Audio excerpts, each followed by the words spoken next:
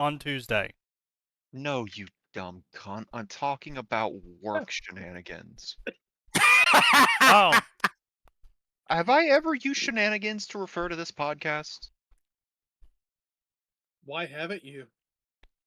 Because, Because it's worse. honestly, because utter garbage fits better than shenanigans. that's fair. Fair. Shenanigans are reserved for maybe the New Year's Eve streams. As far Maybe. as work shenanigans, oh yeah, so we had one client who's leaving us apparently. They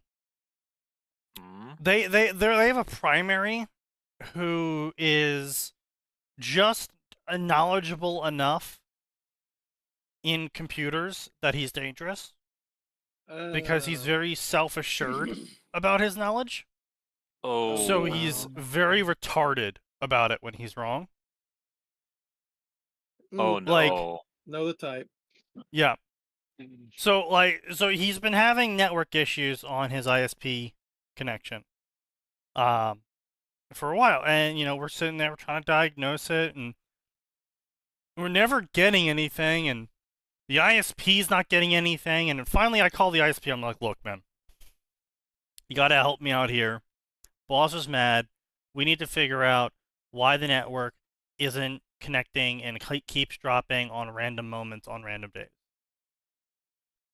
Apparently that was the right thing to say, or I finally got the right person on the phone, because they're like, okay, so what we can do is we can do all this testing, we can do port testing, what's it connected to, and so we work out, they do testing on their end from the external side and all that fun fucking shit. And finally, what it comes out to is that the connection's been fine the whole time. And it's actually the port connection, the physical port is the issue. And so I sent him an email 2 weeks ago telling him all this.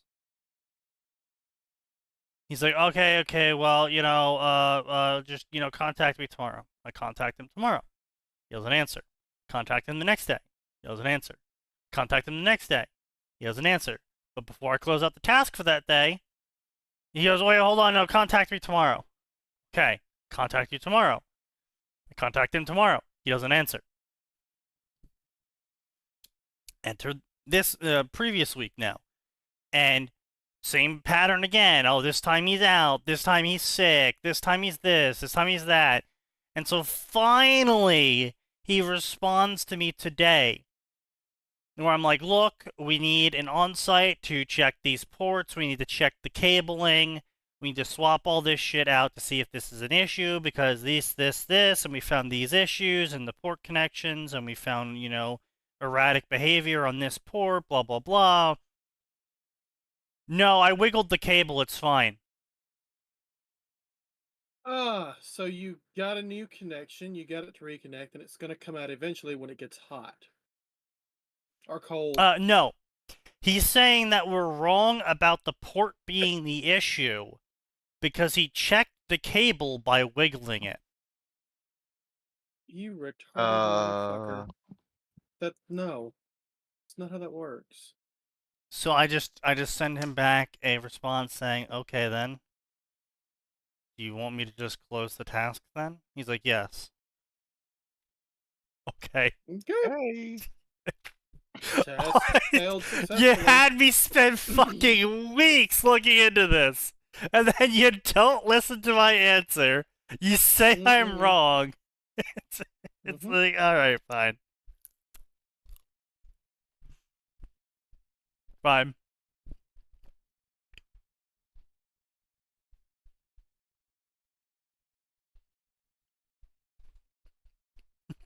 Well, no.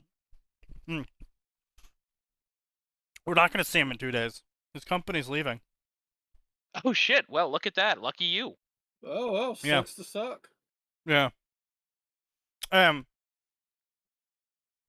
part of his offboarding, he messaged our tier 2, the tier 2 that I traumatized with. Hey, want to go on an adventure? He messaged him saying, "Hey, you need to give me ILO access for the servers. We're like, we don't have ILO access for the servers. You removed that. No, I didn't. Yeah, you did. No, I didn't. So You definitely did, but sure. So he responds with closing the task, and in the task closing message, the tier 2 adds in the task number in which he told us to turn off the ILO because, quote, I am the ILO. End quote.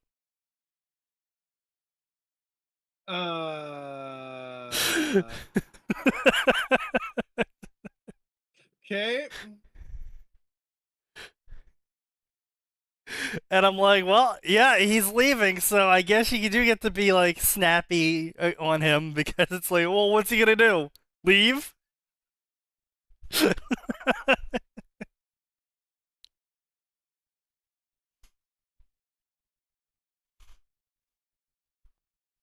And Monday... Oh. Monday's antics, yeah. So Monday's antics was we have a couple of old companies. And by old companies, I mean companies staffed with old people who made their companies a long time ago. And they've been doing well for themselves this entire time. Not amazing, not terrible, just well, good enough. But the problem is these old people are from the old era of computers where you bought one computer and then never replaced it. Yes. And Back when they used to actually work reliably. Yep. And so the problem with that is that these new computers need replacing. And they don't listen to us when we tell them that. Mm-hmm. So, Constantly. one of their employees, and another thing is a lot of these companies, again, old people, so the people in charge tend to be very skinflint about costs. And previously, we initially charged per user, and then we charged per device we supported, and now we're charging per tasks generated, I believe. Which honestly, task generated is possibly the best version of the way to charge someone.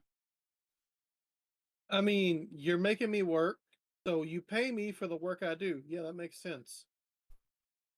Yeah, because I mean, we have some companies that have like 300 people, but you know, everyone's relatively not retarded, and the CFO is generally open to replacing stuff when it needs replacing. So there's rarely ever like that many issues. So, Sure. you know, we charge them a lower rate because we don't have to devote man hours to fixing their shit. Makes sense. But yeah, so back in the day when we used to charge per user or per device, depending on what contract they were currently carrying, a lot of these companies would do really stupid shit.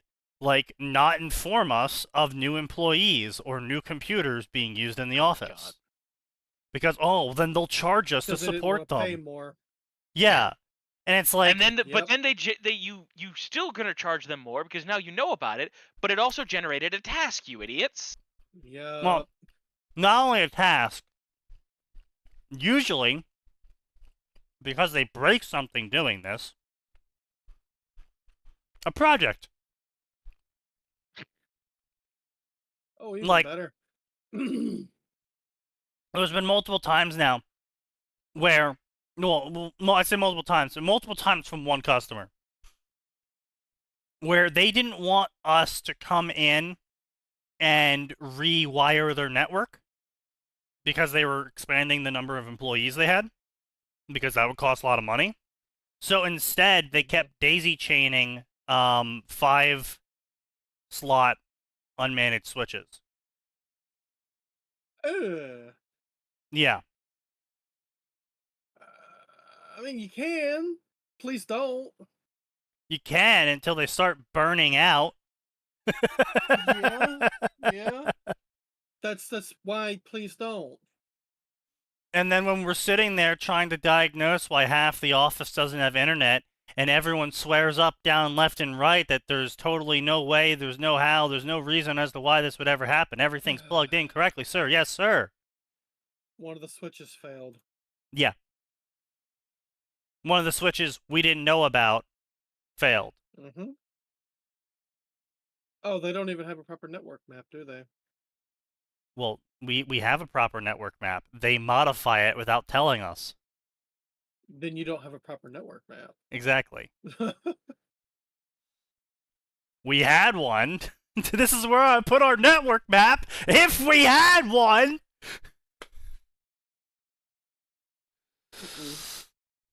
But yeah. So this is a very often occurrence. They'll hire someone new. They won't tell us about the new person, and then they'll give the new person a decommissioned laptop. And the important part about the decommissioned laptops is they've been decommissioned, which means our shit's not on them anymore. Oh. Which means the new user account isn't an admin. Which means there's no They can't even admin install active on shit. the computer anymore. Which means when the user needs shit installed, instead of us just fucking doing it in a 3-minute procedure, it's now a 1-week shipping time because they decided they were gonna get one over on us. Wait, hang on. Okay. Are these supposed to be on the domain? Yes. So you have to add a user on the domain and then log in from the computer, not add a local admin user, correct? No, so what we do is we have an admin on the domain, and we also have a local admin, just in case, on each computer. Yes.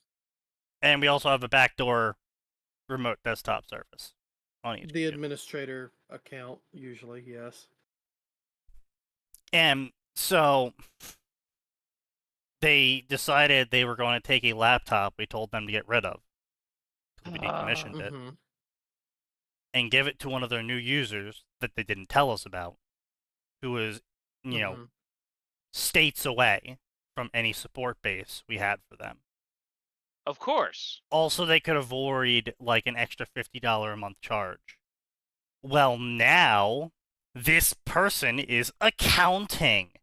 And guess what they're not going to be able to do for the next week? That! Any accounting.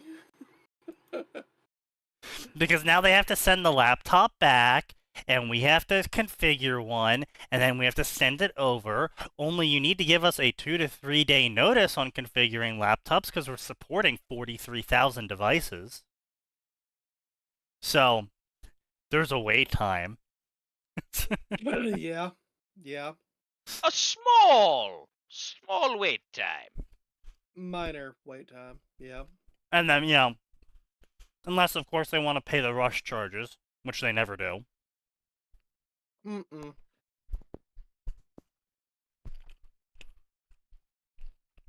But, Now, see, I work in procurement. Rush charges are our bread and butter. Oh, yeah, it's Well. going to be a $50 rush fee. no. Oh, it's more. We charge an extra 30%. Even better.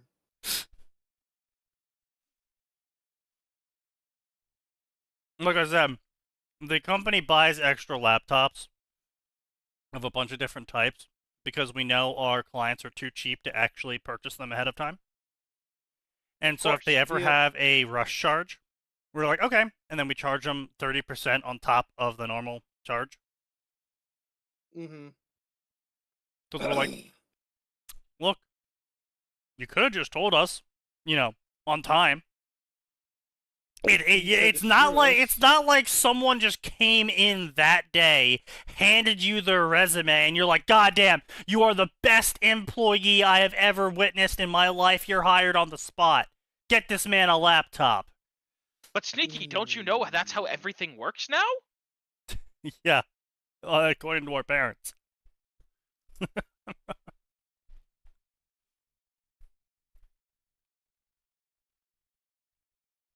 No. Well, no.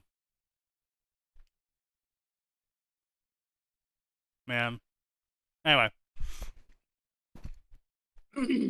Oh yeah, I blew up a server farm on Monday as well at 5 o'clock. What do you mean blew up a server farm? So, one of our clients uses Windows 2003 as their DC. We've told A them, mistake, but okay. yep, and we've told them for the past 10 years they've been our client. They really should transition off of Windows 2003. Their solution to this each time, we told them, you know, X is going to be a problem, we need to move off of 2003, was, oh, we'll just spin up another server, you know, to solve that problem. So we have virtual machine. Yeah, they're all VMs. Yeah, the Windows Server 2003 used to be physical, and then it fucking crashed out, and they were like, "Can you replace it?" We're like, "No, we cannot." Nah, it's fucked, bro. But we were able to restore it to a VM. But the reason why they won't upgrade past Windows 2003 Money. is because, well, money, but because their ERP program was made in 1996. Yeah, some very special snowflakey bullshit that nobody supports or makes anymore, and they don't have an install for it. And if they did, it wouldn't run on something new. They have an installer for it, and not only that, it is still supported and is still made. It's a major ERP company. It's not custom software. So it's going to cost a lot of money to get the updated version? Yes. Or a new The license? company specifically ceased iteration of that version of the ERP software due to the limitations of Windows Server 2003. And their new version of the software takes advantage of the new capabilities of Windows Server 2007 and 2009, and then their new one takes advantage of everything past that. So if they updated, not only would they have to pay more money, they'd also have to, you know, teach everybody the new system. Yes. And they don't want to do that. Of course. Because, like I said, everyone there is old. Yep, makes sense. So yeah, they've been ignoring us for the past, like, 10 years about upgrading their servers. And so they have a novel client running Windows Server 2003 with a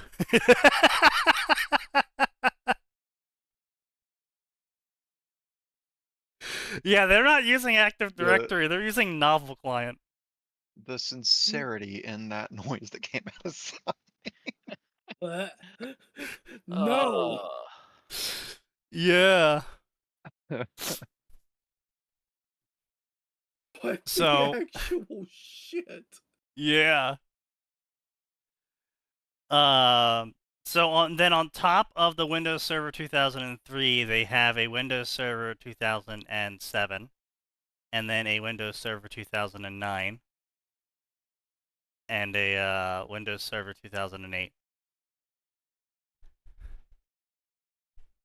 Because, you know, why not? So they have up to Server 2008. Yeah. Well, I'm sorry, the servers all accidentally crashed and they can't be recovered. So, thing is, though, works. is their ERP software is, of course, running off of this 2003 DC. Now, the important part here is we've also told them to stop making the 2003 server the DC, because the ERP software needs to be constantly rebooted because it's so fucking old. And when we reboot it, we take down their entire fucking network, because it's also the DC. Yep, I'd do it. Yeah. So, one day, the primary sends in one single word in a task. The ERP software's name. I'm like, okay. What the fuck does this mean? What am I doing with this? So eventually I'm like, fuck it. I'll just reboot the server, because, server's been up for 6 days. That's a little bit over the time period it usually needs, right? So I gotta reboot the server. And I'm sitting there. I'm like, damn, it's taking a real long time to shut down. I'm sitting there. It was already off. And I'm like, oh, this might not be good. So finally it turns off after like 15 minutes of waiting for it to shut down. I'm like, this might be an issue. So I'm sitting there. It's not good. And I'm sitting there. And the network's offline, and now we start having alerts blaring about their network being offline, and I'm like, oh. This might be a problem! I didn't do it, boss! It didn't come back up, did it? It did not come back up! No, not come back up. Oh, well. So then I managed to finagle my way into one of the other servers on the ESXi, right? And I managed to VMseer my way into the 2003 server.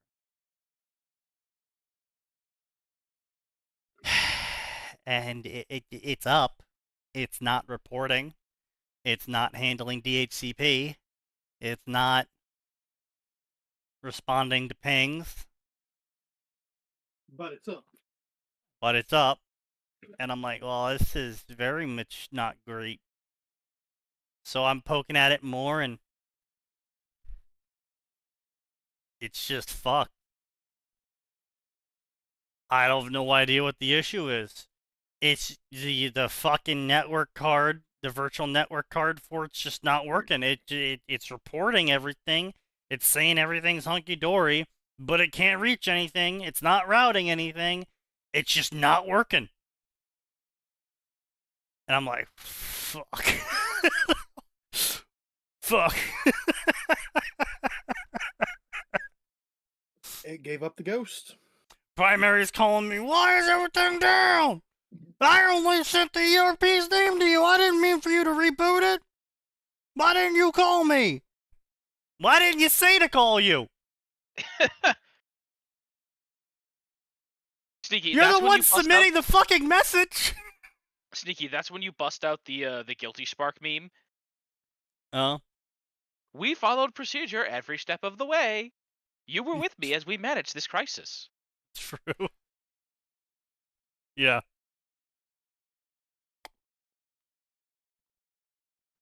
So I go to that tier 2 I've been traumatizing recently.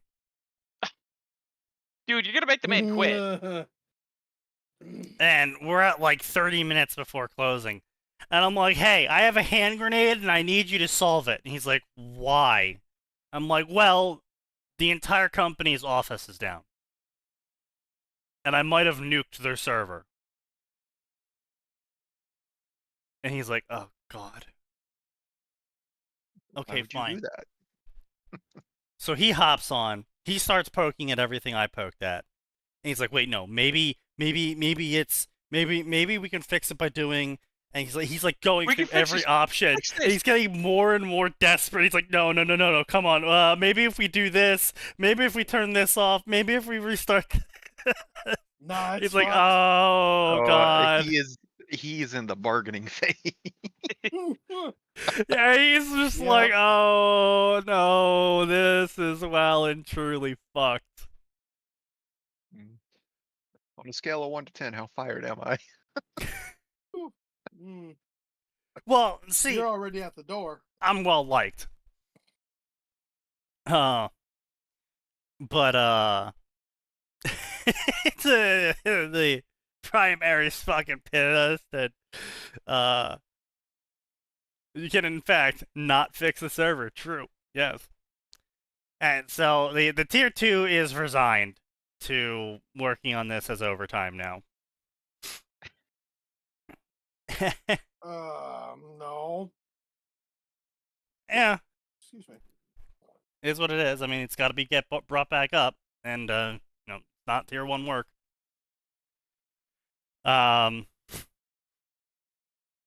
But I go ahead and I message the account manager. I'm like, hey. She's like, no. I would love to see your internal work chats. I want to see the chat. Just- I want to see the chats where no. think he's not present, because I want to know what they're Yes. saying. Yeah. Well, I mean, according to Orpheus, who is working at the company now as well, who is in those chats, generally everyone likes me because I'm the guy who's only coming to them. Like, it's like, yeah, he is giving us major emergencies, but that's all he's bothering us for. I mean, that's your fucking job. Yeah. Oh, that's the point. He's the only one doing his job and acting as a proper buffer between tier 2 and clients. Yeah. Yeah. Yeah, because like he was telling me that like all of the managers have a generally high opinion of me. Account managers have a high opinion of me.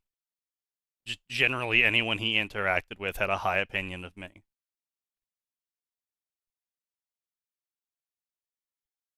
You see, boss, the company refused to fix the problems for a decade. They did this. True. See, it's funny you say that, actually, because I'm like, so, this is a preemptive apology. Because Primary is probably going to contact you about this at some point. It wasn't my fault. You warned them. And she's just like, all right, what happened? So I tell the whole thing to her. And she's like, are you fucking kidding me? I'm like, oh. You wish. Am I in trouble? She's like, no, they're in trouble. We had a project for them to fix this exact issue that they just kept ignoring us about for the past 3 years. Remember, kids, don't piss off IT. Amazing. I'm like, yes, it's not my fault. Awesome. Amazing. Oh. Your luck is like so weird. So yeah, that was how the day ended on Monday, where I gave a hand grenade to a tier 2, and the AM was like, "These fuckers!" That's an You amusing know- response. That is absolutely the IT equivalent of you don't want the front office knowing your name in high school. No. Yeah. No. There are only 2 instances where that happens. They all like you because you're a good kid, Or they or they're all tired of hate seeing you. your You know, they dumbass actually get paid framed stuff. that chair. What chair? What chair? The chair from my sophomore year. They actually framed it. They put it up on the wall in a frame. Your ass spent that much time in that chair, huh? No. It was the chair that my back shattered when someone pile drove me into it when I was in a fight. Why did they frame it? Okay. Because they, quote, never saw plastic shatter quite like that. Fair enough. Birdie has just Gotta do declared it. war on the IT people in this chat. What? What? How Where? dare she? Oh. Check. Mm. Why? Mm. Oh Why is god. Birdie there? Mm. Honestly, Oh god, what the fuck is this? this absolutely, That's this is beautiful. absolutely an integral storage rack where they can't have this Yep. happening because that data is now irrecoverable. Yep. Oh, that's fucked. That Like- is. Worst case scenario, that's a hospital server rack. No, honestly, judging from the fact that it looks like a lot of the hard drives are smashed, not in a way that would have happened from it. Yeah, that's a decommissioned one. That's what I'm hoping, but it's No, still it like, definitely ooh. was, because there's pieces of those hard drives that would not have broken from it just falling over. Yeah, Sneaky's right. That was smashed with a fucking hammer. That was IT being told to go decommission the server and making sure the data is not recoverable, and they're like, so do you want us to pay per hard drive? And then the, boss goes, what do you mean? It's like, well, it's like $300 per hard drive to invalidate them. He's like, no, just get this fucking hammer and smash it. They're like, yes, boss! Boss says, here's a hammer. Hey, boss, you're about to become the coolest boss I ever had. You got it, boss. No, the coolest boss would go, take this down to the gun range.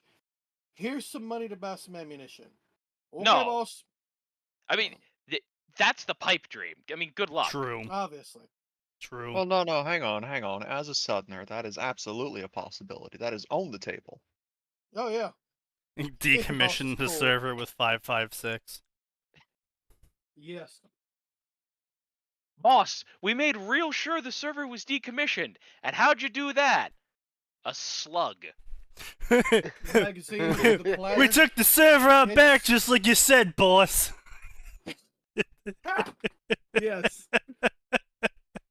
To really, really get HR upset with you, make sure you're making this announcement in front of a prospective client. Yes. in that exact voice. Even better than you have to say something like, oh god. Oh, how would you phrase it? How is the worst way to phrase it possible? Figure out a way. I believe in you, Sneaky. Is there okay? I'm trying to think. Oh! Like, there's no like slang, Come on, derogatory Mr. slang for Jersey. hard drive. We took the dead weight out back like you said, boss. Put it out of its misery. There you go. Slightly better. No, that's worse to announce. We took the dead weight out back and put it out of its misery. Wouldn't it be better to be like, put it out of our misery? Just to... Yeah. Yeah, something like that, maybe. I don't know, it's a little bit awkward. But, no, Boss, we made sure they can never talk. We made sure nobody's gonna find out what they know. Ever again. Yeah. We cleaned up that mess permanently, boss. I'll never talk again. Oh, man. The boss is just staring at you. It's like, I swear to God, if you don't get out of here. Did you guys all get changed for this?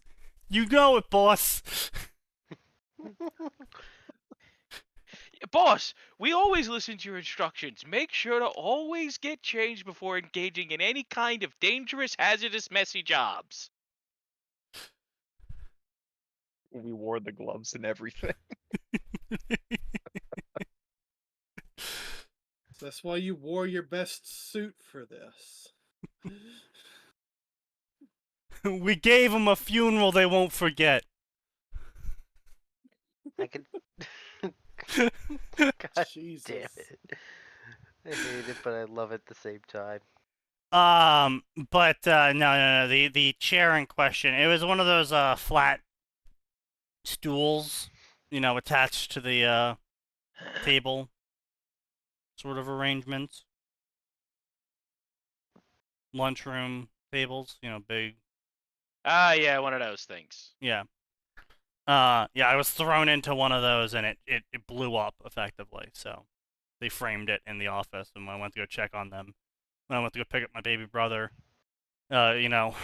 Jesus Christ, 10 years later when he was in high school, it was still up there. Isn't that the chair that my spine shattered? And I was kind of just looking at it like, it's still up there, huh? I recognize that chair. They really framed it. All right. But anyway. Oh, Sneaky, you should have you should have sued them for the emotional trauma of having to look at that chair again. Honestly, I was just happy that they didn't kick me out and press charges of battery. So, I'll take the wins where I get them.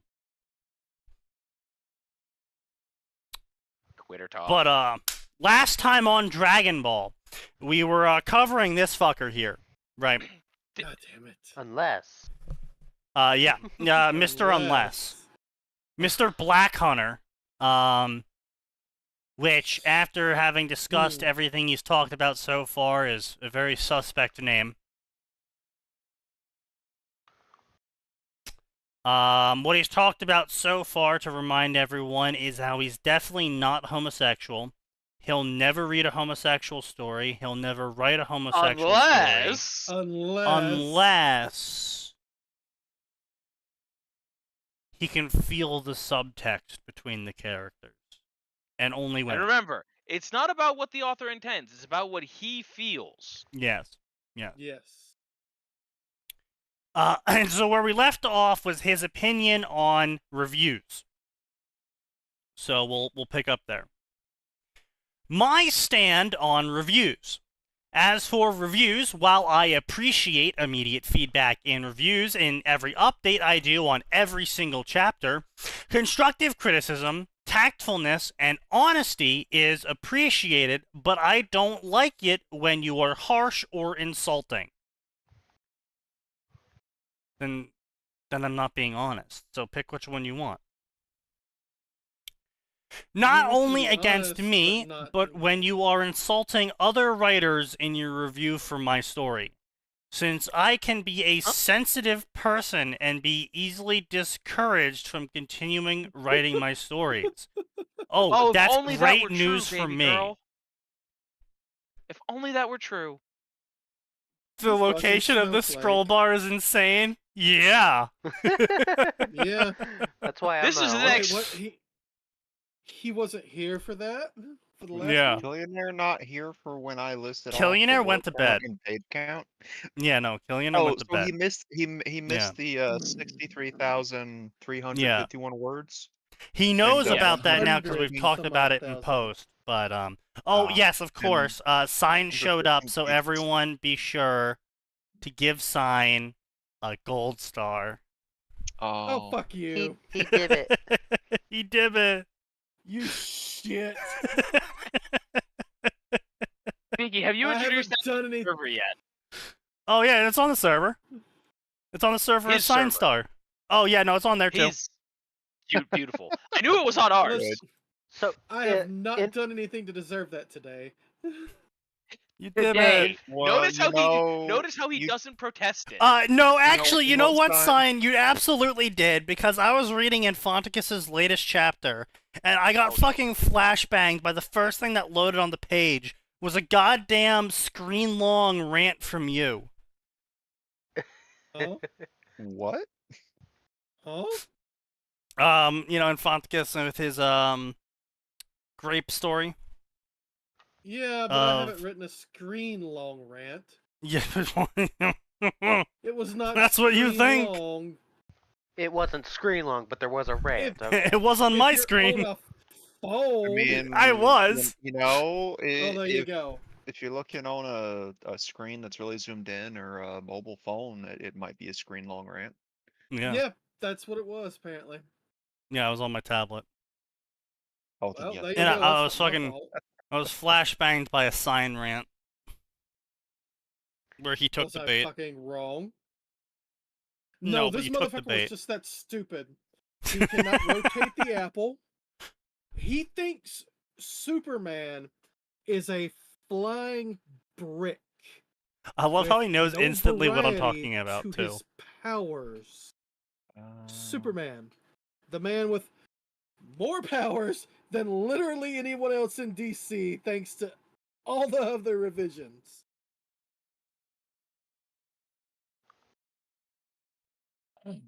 I mean, there wasn't even a recent Yeah. comic where he read with his eyes, his super eyes. He looked at a Mhm. flash drive and read it. Yeah, he decoded the contents of the flash drive by looking at it. He didn't even know he could do that, if I remember I'm correctly. gonna be honest. I would prefer a version of Superman where he's not that great with technology because he's a country boy. But That'd be fair. that would be giving him a flaw, unfortunately. Well, A, yes, His and flaw B, is a also, weakness to unfortunately, kryptonite. he's from Krypton. Part of him obtaining his heritage is going to the Fortress of whatever the hell they've called it this Fortress month. of Solitude. Yeah, sign. Like I said, the Fortress of whatever they've called yeah. it this month. I know what it's actually called. Yeah, alright. He is also, unfortunately, genetically made to be a scientist. Yeah.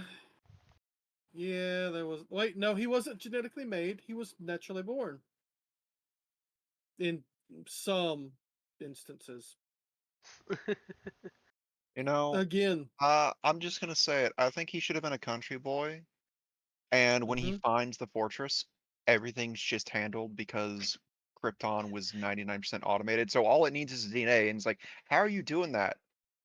And the AI tries to explain it, and it's like, I don't get it. It's like, okay, I do what you need me to do, and I'll tell you if I can't. Deal? Sure Deal. thing, disembodied voice. You know what? I am coming around.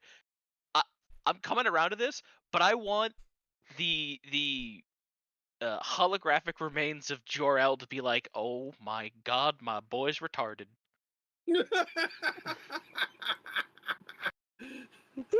Do they even know about Infant's story? Yeah, they know about it.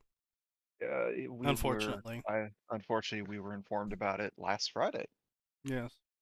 But yeah, no, I think good old country boy Clark Kent would be fun. It's like, oh, like he gets Daily Bugle and he can use a computer, but he can only do the bare minimum, which is turn it on and open a Word doc, and that's it. Have you seen the new, I guess it's CW Superman and Lois or whatever, where he gives up his powers, becomes a country boy, and that's all he does now?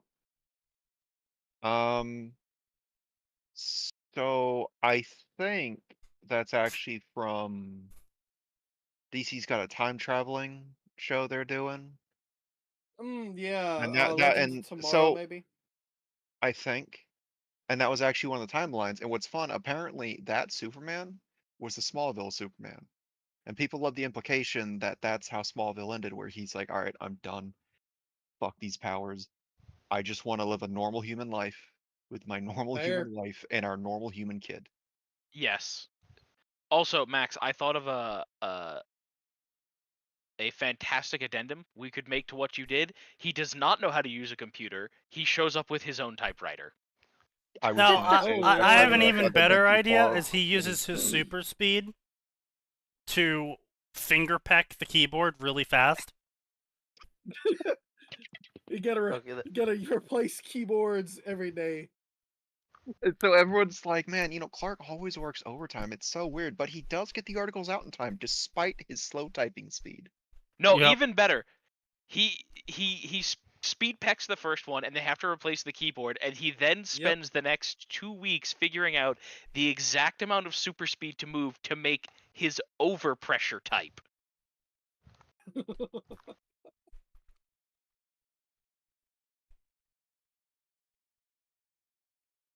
Is it stupid? Yes, of course.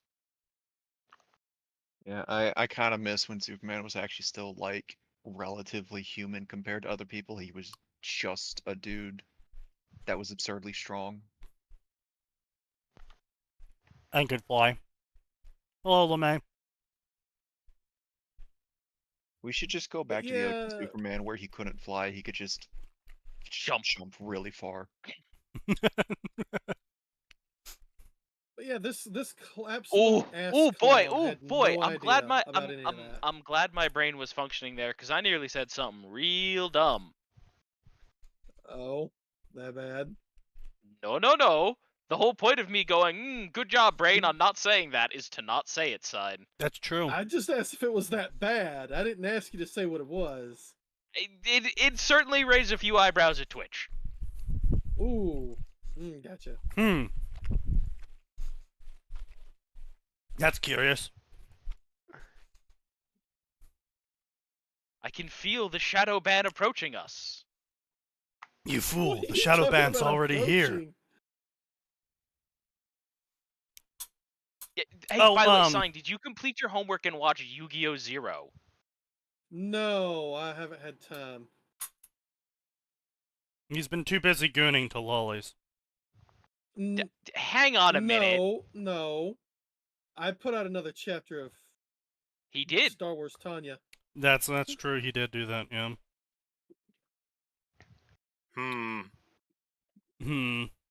Which I'll need to read at some point. I mean, he says that. However,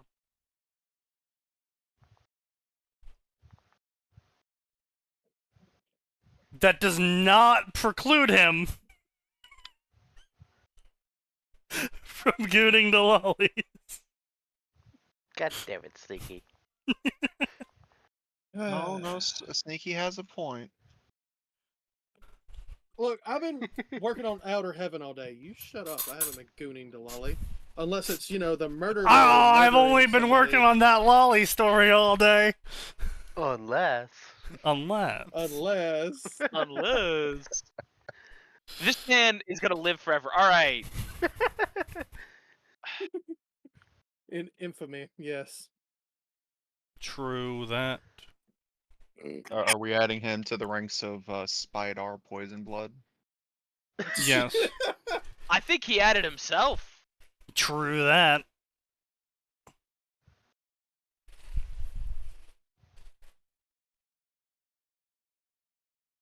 The fuck?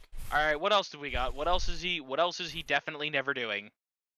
Right. Unless- So let me go grab a drink and we'll get started. A single drink is not sufficient, Sneaky. Oh, don't worry, it's an He extra doesn't large already one. Have a drink? No, I was saving getting drunk from when we started doing this. You should have been pre-drinking. You gotta up your game. Well, if I did that, we'd be pandering around longer. No, you eventually just get bored and give up. True! Shit, there was something I wanted to say, though. Oh, damn. Let's make a drinking game. Every time this guy says unless, Sneaky has to take a shot.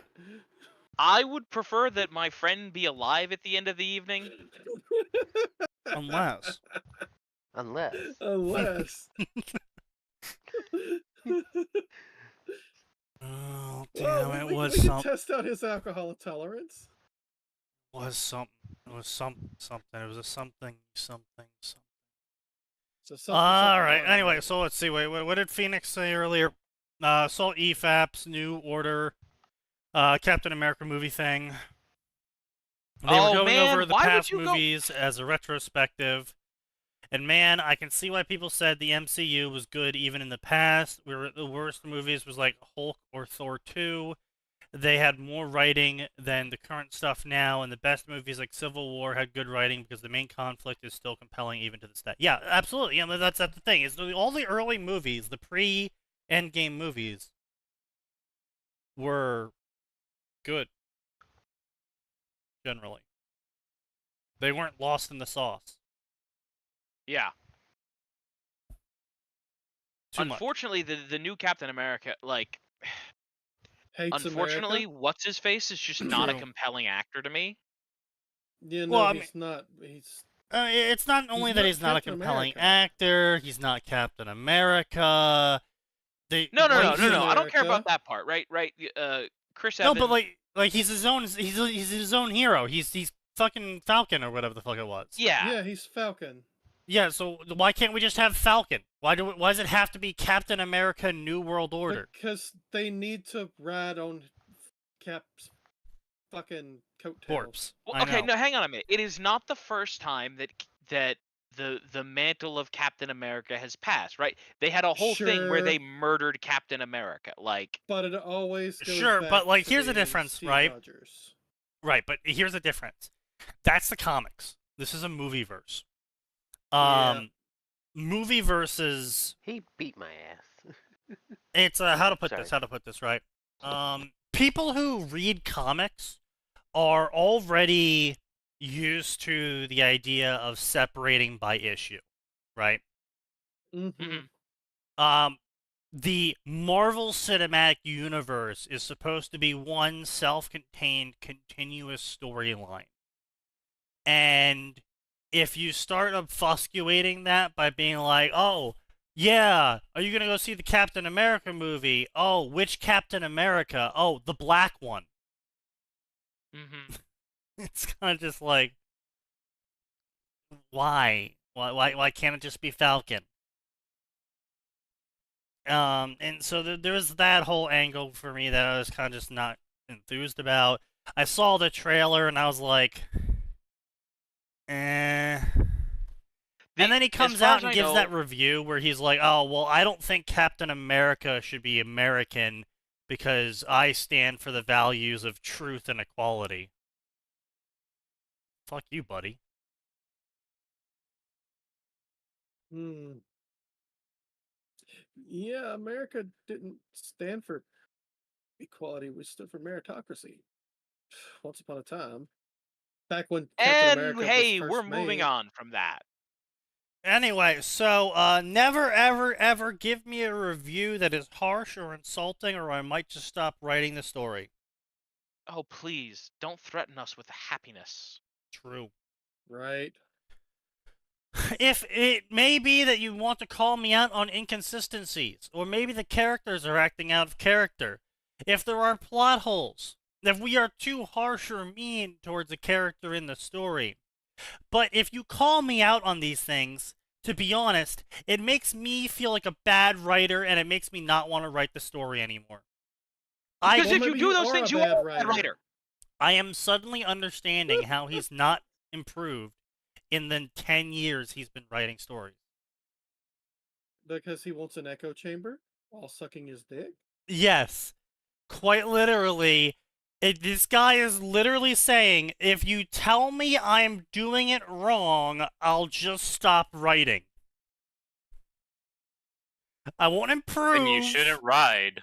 I won't change. I'll just stop doing it. I'll throw it in the fire. Who go to Reddit or SV or SB and they say, well, you can't criticize the author because if you do, they'll stop writing. Yeah. I would like to direct you to this thing called The Inklings, run by two of the best authors the West has seen in a very hot minute. You know, Lewis and Tolkien. Yeah. They're only internationally renowned for their published works. Yeah. They kind of had this whole thing where they criticized their students, each other. Mm-hmm. Didn't they shitpost to each other by letters? Oh yeah. Quite literally, the whole reason why the Watch of Time, the Wheel of Time. What's that? No, the thing that Lewis wrote. Chronicles of Narnia?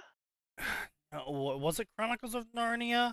Yeah. I felt like there was another Christian story that he wrote that had dealt with time stopwatches or something. They made a movie out of it. I don't know. I'm thinking of the recently. Oh no.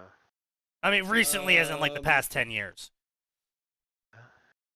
The Magician's Nephew? No.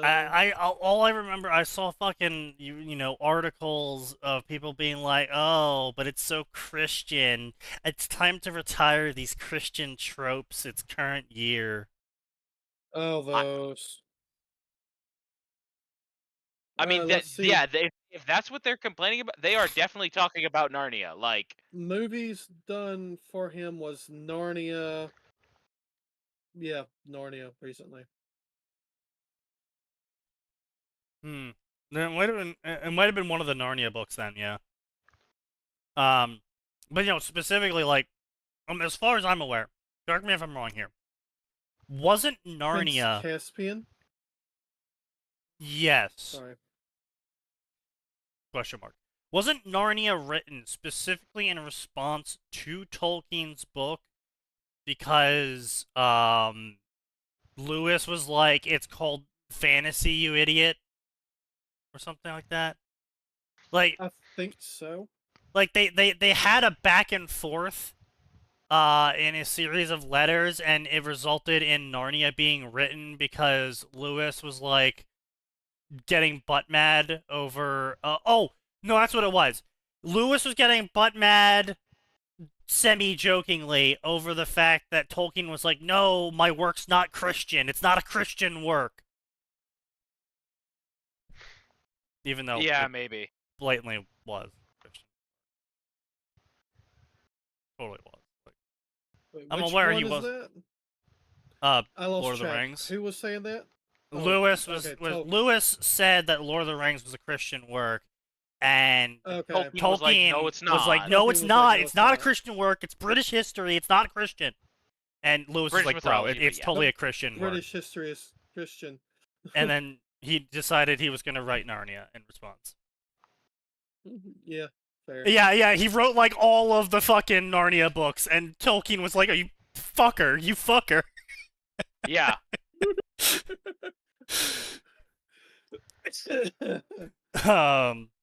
But yeah, no, like, cause like the thing is that Tolkien says is that Lord of the Rings wasn't Christian, but it's blatantly Christian. It is. It just is. It has so much Christian theming in it. He might not have intentionally written it that way, but because of the way that he was brought up and his influence, like whether or not I'm trying to get right. Right. No, Normally, it's like you see the influence. Like he also didn't write it because of World War I, but you see blatant World War I influences in it. Yeah. Yeah, exactly. And yeah, it was just a case of Tolkien having this idealized idea of what his work was, and he didn't appreciate Lewis coming in and being like, bro, you're Christian, you wrote a Christian story. Yeah. He's like, no. Well, it's one of those things where as much as I might hate this, sometimes what the author intends with their message really is irrelevant if they handle it incorrectly, or popular consensus decides something else. Like someone could write a story about how rape is bad, but if they write it very poorly, it might come off as apologistic for that kind of thing. And then it's like the exact opposite. Well, I mean, yes, but my point is that the Christmas song's a good example of that. Bad. Yeah. Baby, it's cold outside. Yes. We had a whole kerfuffle about that. What was that? In 2019? Year? Yeah. Year before? Yeah, basically every year these days. There's a whole kerfuffle about that because there's like, oh, it's a sexist song. He's sexually assaulting her. It's like, no. They're literally having a back and forth where she's telling him. Her. Yeah, right. It's like, no, she's literally being like, oh, but it you know, I really have to go. He's like, come on. Need to go. Yeah. He's like, baby, you should stay. You know, it's cold out there. Yeah, they're literally just playing one of those fucking couples games, effectively. But of course, a bunch of coupleless women were getting angry over it. But anyway, that's the point, though, is there was a section of culture that was like, no, we've reinterpreted this song. It's now sexual assault. Which is fucking stupid. So fucking stupid. It's just a song, you dipshits. Well, again, it's not just a song. It's a song specifically covering things that were present there at that time period, and it is the opposite of what most of the people screeching that it is, because it was specifically about the opposite, because it was specifically about a woman at that time being free to do what she wanted, but there was a bunch of societal pressures, etc., etc. She had to make excuses and yada yada. Yeah. Rorschach. Yeah, true. What the fuck am I Rorschach, looking yeah. at? But anyway, so anyway, this guy is a single ply piece of toilet paper that is wet. While I understand if you need to call me out on things you may not like in my stories, I would greatly appreciate if you were tactful and did it with constructive criticism and consideration to my feelings and putting it gently to me and not insulting me. And if you really do need to call me out on something you don't like, don't be mean to me, pretty please. You are welcome to be either objective or subjective about my stories, but I appreciate you being tactful when reviewing my stories since I am easily discouraged from flames. If you need to be harsh, please restrain yourself from using very vulgar language when reviewing my stories, since I do not like reading those reviews and it'll make me cry. Especially if such nasty language is aimed at me as an author, do not write the review at all, I'll cry. Don't write about other authors like Philip363, who is also a friend of mine, and if you insult him, I'll also cry and make me angry. Oh, so that's his alt account. Yeah. Probably. Let's see, who's Philip363? Philip363 has don't go down another rabbit 263. Oh my god! It's the same guy. No, Is it he's really? no. You know, it's about half the to stories, be. but it's just holy shit. He's got the same amount. No, okay. The scroll bar. Okay, so this guy's profile is not long. It's just a couple of quotes. I like these TV shows. I like these pairings. And then it's all his stories. Okay. I was really worried when I saw that scroll bar for a second. I was like, oh no, here we go. Another guy with a 600,000 word fucking author's bio page.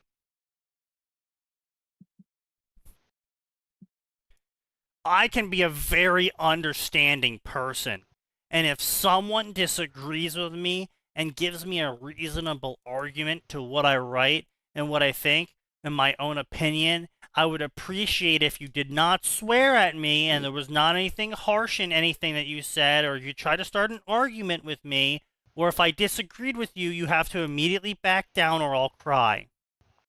If the review is mainly trying to roast me, or is full of swear words, or is being pushy, or has nothing to do with my story, I don't like them. I don't like them at all. You're harassing me. I'm not going to listen to you. I've seen various users and guest users swear in reviews at other writers before, and this is very insulting and disrespectful and tactless. I think that guest reviewers, especially swearing at authors for their writing and spreading their negative thoughts, are cowards because they don't want their names attached to their review. Right, because an anonymous name on a fucking fanfiction website's gonna make so much more seriousness. Well, no, because they can reply to you if you have an account and don't have that turned off. Yeah. That's really what they want, is the ability to argue and reply back. And then I block will you not before you can tolerate send another reply. any rants, bashing, swearing, or vulgarities in my reviews.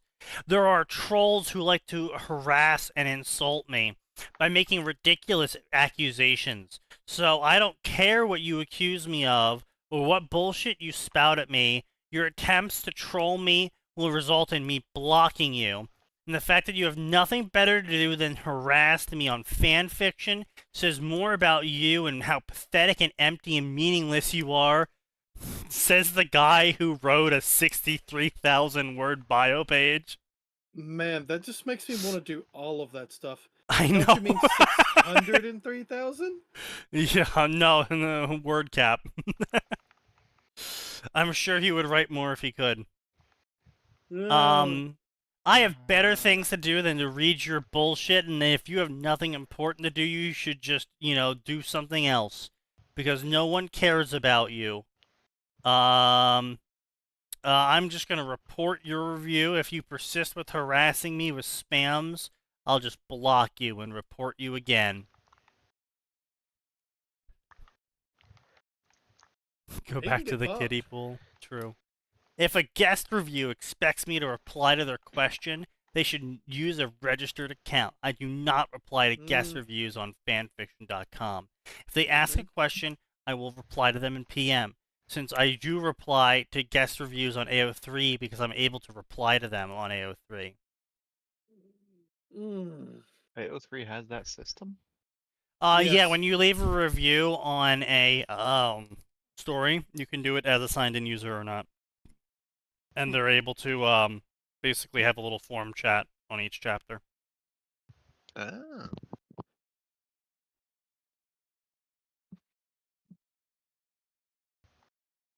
It's honestly pretty dog shit. I'm good. I'm gonna stay off of AO3. That's a wise decision. Blah blah blah, guest reviewers, blah blah blah blah blah blah blah blah blah, guest reviewers, blah blah blah blah. I'm a crybaby bitch baby. Guest reviewers, I stay up all night crying about guest reviewers. I'm stupid, blah blah blah. To paraphrase a quote from Mass Effect 2, I will inflict upon these cowardly miscreants the greatest insult an enemy can suffer is to be ignored. I mean, okay, so here's here's the problem, right? That works in real life. It does. If someone's trying to get a reaction out of you and you don't, that works. But see, here's the thing on the internet. Very few people these days are, sending reviews in to single authors and just sitting there waiting for that single author to respond to anything they just sent. They're sending stuff to like 100 authors. And then they're drinking a monster, playing Helldivers 2, and waiting for one of them to respond so they can laugh at them at their friends over voice. Like... Well, it sounds like you're familiar with that, Sneaky. No, of course not. I don't do that shit anymore. You do that over Dota. Yeah. True. That's different. I do it for the love of the game. Professional but hater. yeah, it's just like I don't really like back in the day. Yeah, sure, there was like the trolls who were just going around purposely to fucking be antagonistic dipwads, but like honestly, I don't see that happen a lot these days. Yeah. I think it's more because like everything's become so isolated where it's like, the discords are like islands now effectively. And all of the public discords, yeah, sure, you got some trolls in the public discords, but they don't stay around long because the mods ban people really quickly for anything. So it's like, yeah, maybe you trolled a couple people, but then you get instantly banned. It's like, what are you gonna do? Are you really gonna go create another account and just do it again? Yes. Like, I just don't. Gen Z doesn't have the dedication to do that anymore, and the millennials are just tired. Yeah, most of us have been doing this for so long that at this point it's just not worth it. Yeah, no, pretty much all of the trolls have basically moved on. It's like, yeah, it happens still, but like it's so now it's less trolls and more clans of ideologically minded people performing actions that trolls used to perform, but they're serious about them because they have a cult. Ah, yes. Those. Yes. And I'm not just talking about the wokes or whatever the fuck you're thinking of. I'm talking about shit like Star thinking. Sector, where they made that fucking little clique. And they were the I hate anime clique. I'm So sorry, the what? ridiculous. Yeah, oh, it that was, whole thing, yeah. it was a You didn't click watch on the Star video? Sector. Yeah. Did you not watch the video? Yeah, there was I a click on didn't Star watch the Sector's video yet. unofficial Discord where all the people in power hated anime. I don't know why they hated anime. They just did. And they had a groupie cult of members that like also hated on anime. And they had like private chats where they hated the anime together. And they would like harass people with anime profiles and ban mods that had anime in it. And they would ban people that anything covered anime-esque. anime. Yeah. Like the guy who made the video Kill posted, he got banned for making a joke about head paths. Yeah. Like it wasn't a wokey cult. I mean, it was a wokey cult, but like, it wasn't a wokey cult in the normal way. They automatically, yeah, they have a bot that automatically says bad whenever someone says anime. Yeah, But if it's you like say furry, it says good. yeah, they just hate anime, and it's really arbitrary, and it makes no sense to me, but they do. It's just. And that this happens everywhere, like, and it's not anime. It's like this one thing. It's like, oh, we don't talk about this game on this Discord, or we don't talk about this website on this Discord, or we don't talk about this author on this Discord. Like, God forbid you bring Sign's name up when you're on the Cauldron. That bad. Yeah. I should go visit. Anybody get Bro, it? they hate you. Like, the mods hate you. They have a whole cult of hating you. Shows up. I Good. heard you really hate me. I'd like to know why. Insta-ban. I was aware that they actually hated it die that from bad. high blood pressure after reading comments about my work.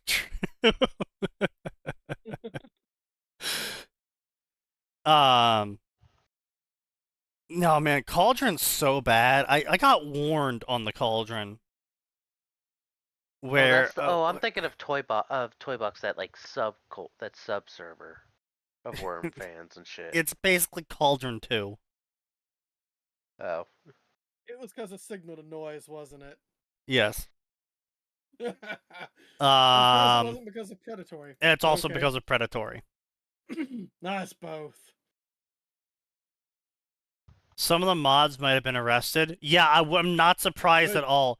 Some of the shit they were saying back when I was on there, that was some crazy shit. Wait, really? Oh yeah. I Oh was yeah. never active when I was. I don't even know if I'm still on that server. Yeah. What shit did they do exactly or say? Like, so this was like back in 2017-ish. First off, so 8 years ago. That's right. 2017 was 8 years ago, guys. Shut the fuck up. Curse of Age is bullshit. Yeah, so back when I was there, they were saying some stuff about trans or whatever, and I had commented about shards. You know, like someone was like, "What being trans with a shard or something like that." I forget what the exact shit was, and I had responded in good faith to the conversation, and I got warned by a mod in DMs, not because of my response, like what the contents of my response to what they were talking about. I got warned by a mod for responding to the conversation. What? Yeah. Huh? Why? They DM'd me saying, "You weren't included in the conversation, please don't respond to it." You're on a public What? fucking server. Anyone can comment. Yeah. You want to have a private Yeah. conversation? Go to DMs. There's this thing called Or- DMs. Like fuck Set off up a that private shit. channel. Like you can't rule. You can't. That's just stupid. What the fuck? Yeah, I was just like, okay, and then I left. I was just like, alright, y'all are fucking insane. I bet what that was is one of the people in that conversation was one of the mods' sweethearts or somebody who knew a mod. One of the mods or was friends in with the a mod. conversation. But specifically, I think it was like the reasoning they gave me was like, oh, they're shy or they don't like talking to new people who are still leaves or something like. Basically, it was because I wasn't an established member of the group yet. It was You're seen not as part like, of the in-group. You're not allowed to talk. yeah, effectively, of just like, Get fucked.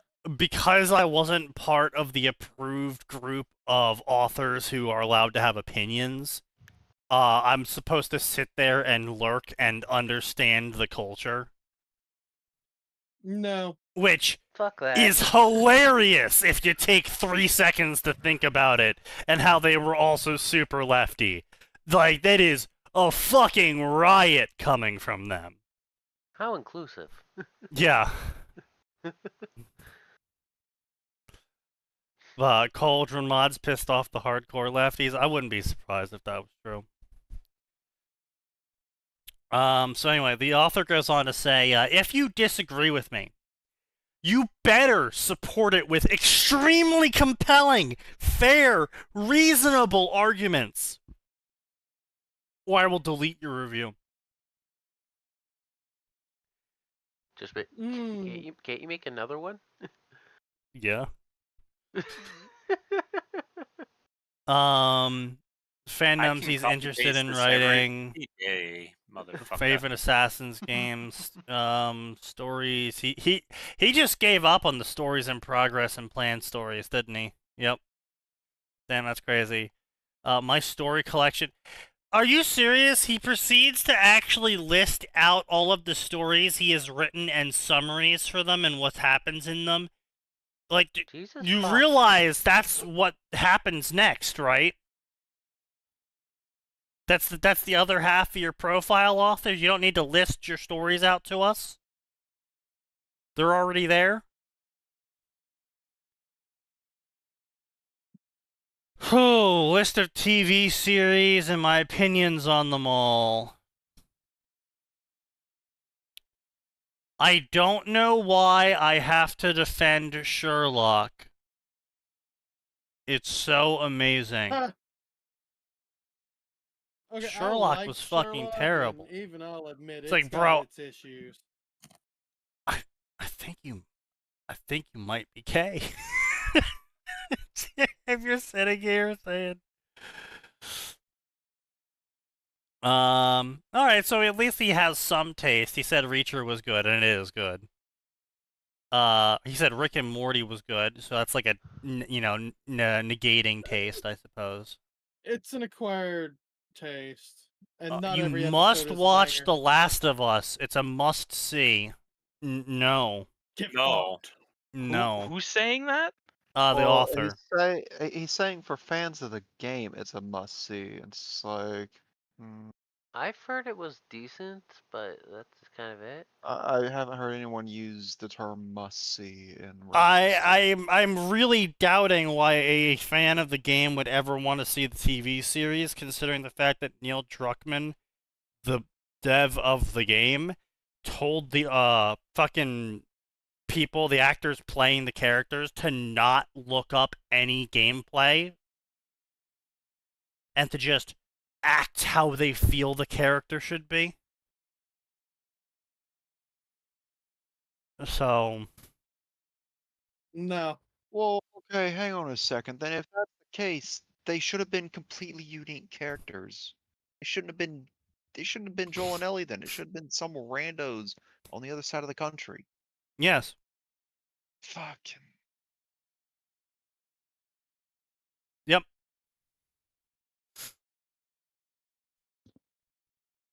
And the reason why the child actor for Ellie is apparently so good, because that's what I've heard about the show, is that she just completely ignored him and went and played the game.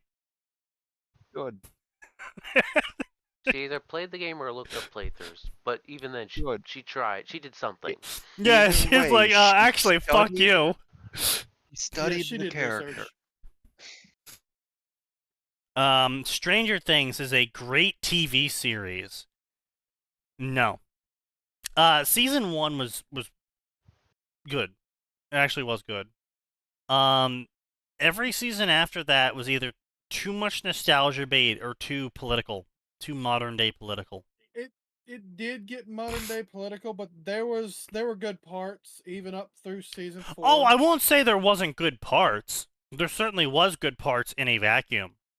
Yeah. But it's just like it's like what like I would say like if you really like watch Stranger Things season 1, definitely. But if you really want to know what happens in the rest of the seasons, like look up a best of collection scenes for the rest of the seasons on YouTube. I will say season 3 was the weakest. Wasn't a huge fan of the whole trans arc. I felt like that was really I'm sorry, what? yeah. Yeah. I don't really. It Also was the gay arc. 1980s, and they're like, "Hey, let's have an arc about the character being trans," and it's like, why? No wonder it fell off the Um, radar, and didn't hear anyone talk okay, about it. so it's not directly the character is trans, but it is very No, it directly allusion-heavy is. to that. The No, girl it wanted never to be comes called a out and boy. says that explicitly. Yeah, no, the girl explicitly came out and said she wanted to be called a boy. L? Yeah, whatever the fuck they were. No, I don't recall that. Anyway, we're moving on back to this guy's Older terrible TV profile. shows like Arcane. Oh yes, Older that part. TV No, shows. When did Arcane I'm sorry, come did you out? call Arcane. Arcane old? They did. Yeah. I hate it. Okay. Then he goes Like, he's on some explicitly big wrong. giant rants about Arrowverse. Bro has a lot of opinions about the Arrowverse. Goddamn. Bro is very Well, opinionated about the Arrowverse. there are some things to have some opinions on with the Arrowverse, but I kind of doubt we have the same opinions. Band of Or Brothers, for having those opinions interested about in the World same War thing. II, this is a must-see. No. Band of Brothers, for those who are men, Band of Brothers is a must-see. no, Period. not even something as stupid as that. Like, if you like compelling historical facts, it's a must see. If you like Mostly facts, little exaggerated. But yeah, 90% Oh, it's a well, good sure. book. Yeah, some of it facts was on. exaggerated. The problem now with World War II is picking out what's exaggerated and what not, because the guy sprinting across Yeah. town and nobody shooting him is fact. Yeah, that actually happened.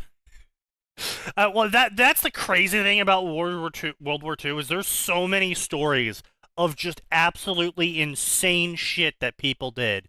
As someone on the server called it, Elaine did. I've had it up to here with your American action heroism with your soldiers. Yeah, that was a funny one. Too bad. But it's not even just the Americans. Like, true. Most of the ones Simo. you're going to hear about It are the was a Americans, lot but of the we're ones- Americans. I would say, we're the ones Terrible telling our Terry. story. Remember that time a Finn Yeah. took a little too much Pervitin? Oh no, like there was And other Steve definitely yeah, there was definitely other, obviously epic stories from other nations, but like there The was US a won, so we're the lot one that of tell the stories. stories. Yes. Well, yeah, but we also had late epic victories of bullshittery. Like Yeah. That's Yeah. what I'm saying. We won, we're the ones telling the stories. right, but like there's no like Even the ones that are theoretically an L, we still tell incredibly proudly. sure. But like if you remove the Nazi part from the German stories, like there's not a lot of Germans had a epic moment here.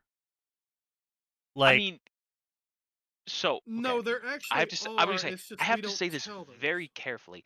The thing is, all of theirs were at the beginning. Yes. No, No, pretty much. there I mean, were some in the middle and at the end. The thing is, Yes, sign. propaganda means those Most got of banned. theirs Well, were at the beginning. no, most of those were at the beginning because we were really fucking disorganized yeah, at the sure. beginning. Absolutely, We were mostly at the disorganized. beginning. And they were very organized. Like, Yes. And I mean, them you know, there's going to like Russia, the sinking of what the fuck's they called The Yamato. Bismarck. No, The the Bismarck. sinking of Bismarck. Bismarck. Yeah, the whole tale around the sinking of Bismarck, like that's a epic German story, but like the epicness also involves them losing at the end of the story. Yeah. Whereas if you look at stuff like their initial campaigns in Russia, France, The Blitzkrieg. Africa. I mean, there wasn't a lot of good epic stories that came out of the Eastern Front, like at all. Like the Eastern Front was yeah, but very like, lacking. like Nicky said, in from a purely military historical Yeah. perspective, the Blitzkrieg is one of yes, the most impressive organized assaults done by any modern military, and they did it with about a quarter of the organizational tools Oh, that we have today. fucking hell! Yes, and What then was you- the Was that World War One or no? That was World War Two. Where the British had to give up their beachhead in France early on. Where they had to pull out, but they didn't have any ships to pull Dunkirk. out. So like, Yeah, they're World War II, Dunkirk. yeah, Dunkirk. Yeah, yep. Like so, like you know, And then you look at what Rommel did in Africa and basically invented modern tank warfare. yeah. Like, very impressive things from them. With the obvious caveat of it's too bad they were literally working for Hitler. Yeah, well, I mean, yes. But it was more like We said we weren't going to mention the funny mustache man. yeah. It's more how to put this? We're not mentioning him in any kind of positive light. We're using him as a derogatory. My theory as to why we had a lot of epic stories coming out of the American side is that the cutting edge technology that was occurring in World War II. Massive ways of changing when it came to how infantry was deployed. Like, we had the Rangers in World War II, but they were deployed as standard infantry because no general really knew what the fuck a Ranger was supposed to do at that time. Yeah, they Except were at Point horribly to Hawk. misused. Well, yeah, except at Point to Hawk. But stuff like paratrooping was invented. And Yeah. so we had all these epic stories because we were literally just tossing guys heavily behind enemy lines and being like, here's our gun, here's 3 magazines, and here's a knife. Good luck, blow up this super important objective or die trying. And A lot so, of times it was die trying. yeah. And so, but I mean, the people who succeeded had the epic story. I mean, like, that's kind of just how it went. Of just like, yeah, we were doing absolutely batshit insane things because we had all this new technology. We had no idea what we were doing with it, so we were just trying everything. You also have to remember that most of the epic German stories the military could have told because most of them all died. I mean, yeah, sure, but it's also like, it's not really epic to tell a story about how you took a town that wasn't able to fight back. Also, again, I will say it for a third time, propaganda during and after the war meant we hyped our stuff a whole lot. I'm not saying we didn't have a bunch of cool stories. We absolutely did. But we, well, pretty much controlled the media for how long? Sure. But How we like were I'm the saying media again, when it like, came to certain things? but you know, it's the, you know, the Pacific side, for example. We were a non-island nation fighting the island nation. For an island nation, Yeah. the tactics they were using weren't very, like, cool or revolutionary for them, so there wasn't epic stories coming out of their soldiers pulling something out of their ass. It was just, yeah, we fought on the island and we won. Because, most of the epic stories there are gonna be, and then Hero crashed his plane into the boat and sank it. yeah, exactly. And then Tatsuya crashed his plane into another boat and sank it, and so on exactly, and so and they all died, so they didn't get to tell their story. And they all died, yes. Or he climbed into a torpedo and drove it into a boat and sank it. And died, yeah.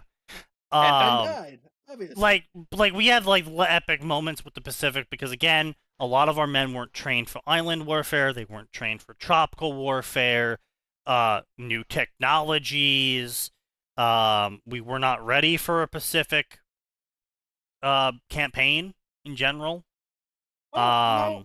We did have groups who were ready, who had been training in the Philippines since World War I at that point. Yes, we had groups, but we didn't have deployments. Have a lot of people, no. We had a battalion. And we hadn't retrofitted all of our ships yet. We were still working on new technologies when it came to torpedoes, when it came to submarines. Our fucking torpedoes early on in the war were so dog shit. They had like a 9 out of 10 dud rate. It was crazy. Yeah, that's nepotism and corruption, because they looked at that and they went, no, it's working. You're just using it wrong. Fuck you. Don't say it's not working. You can't put that in a report. Yeah.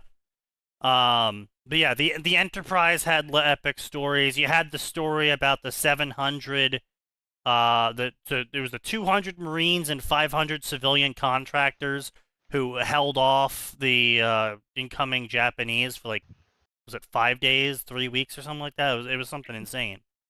Yeah, something like that. No one expected them to be able to do that. It was crazy what they did. Then you've got the what was it? The Flying Tigers.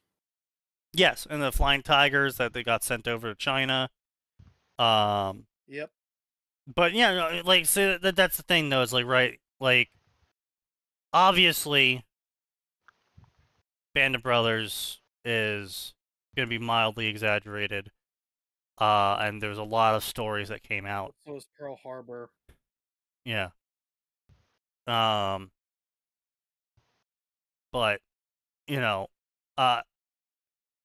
I don't. My sister did not like Band of Brothers. She was not interested at all. Older sister, same way. Right. That's why originally I said at the start, if you're a guy, watch it. Because I've never seen a girl be interested in Band of Brothers. And we watched that shit all the fucking time. And it was always, whenever the big family gathering was occurring and Band of Brothers was put on, it was only the guys that would wander over and start watching. I'm not saying girls won't find the enjoyment in the historical aspects. I'm just saying it didn't happen. I've seen a woman or two enjoy the movie as it is, but it was very, very rare. Yeah. My mom enjoyed it. My mom loved it. But Band of Brothers was great. Band of Brothers is just fantastic. Pacific Theater, the Pacific one, I forget what that one was called. That one was a little bit more exaggerated. No, that wasn't Saving Private Ryan. That was Axel? It's called like Pacific. No, the Pacific version of Band of Brothers. It was. It was the one with the medic who was. It was called like Pacific Assault or something. Fire guns. No, it was called. Ridge. No, it was called like Pacific Assault or something. It was supposed to be the Band of Brothers version of the Pacific campaign. I know what you're talking about. I can't remember it now. Dang nabbit. Yeah, same. I thought it was Hacksaw, but no, that's different. It wasn't. Yeah, it wasn't a movie. It was literally Band of Brothers season style. The Pacific. There we go. Thank you. Yeah, it was called The Pacific. Oh, that's all? Yeah. It wasn't as good. Yeah. No, imagine not. I think what really sold me on Band of Brothers when I was a small child was the fact that they had the few living members of Easy Company commenting before or after each episode. Oh, usually. they did commentary? Yeah. And it was like you just see this really old guy, and he'd be like, "Yeah, you know, Jimmy always said," and then it would lead into the episode, and I was just like, "Damn, damn, they old." Yeah. Big Bang Theory was good at first, but it went on for too long, and it only started getting stereotypical by season 8. Really? By season 8. By season 1, episode 1. I'm sorry, Big Bang Theory was garbage. Yeah, it If was you so turn bad. off the laugh track, it's not funny. Well, not only if you turn off the laugh track, it was not funny. I just got so fucking sick of all the Big Bang Theory jokes that my family was trying to tell me. Yeah. So, oh, don't you guys play Dungeons and Dragons? Bazinga! And it's just like, oh, God, shut the fuck up. No, we're not obnoxious autists like the ones shown in the show. You sure about that? Yes, actually.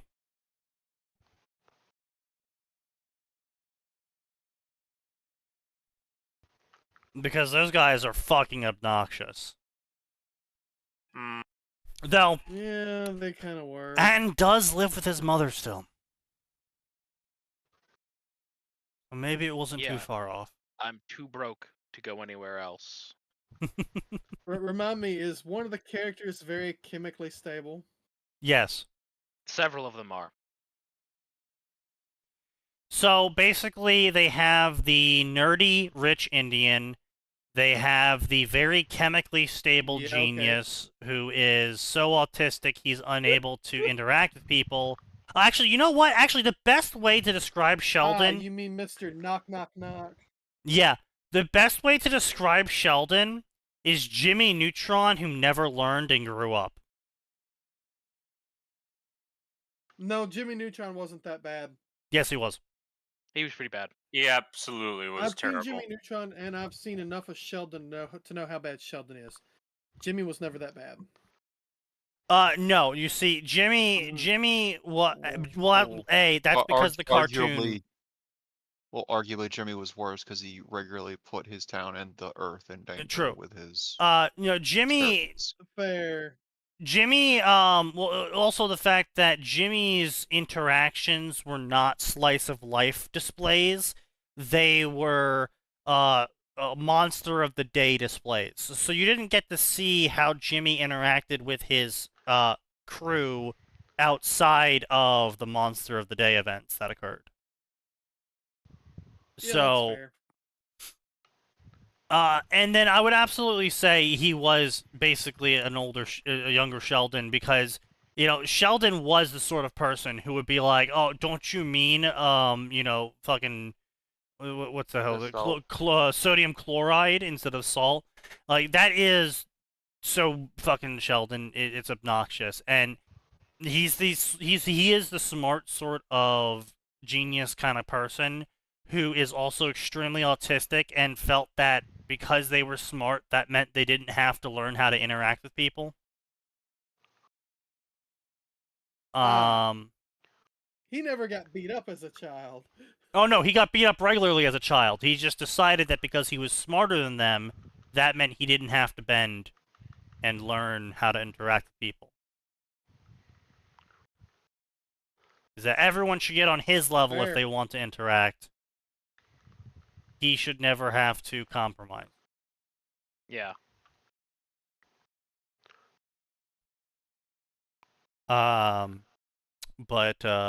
so you have him, you have the stereotypical nerd who I guess is the who was the original, I guess, main character of the show, because everything kind of followed him more than everyone else originally. I thought Sheldon was the main character. No, Sheldon eventually ended up as more of the main character, I think, as the seasons went on.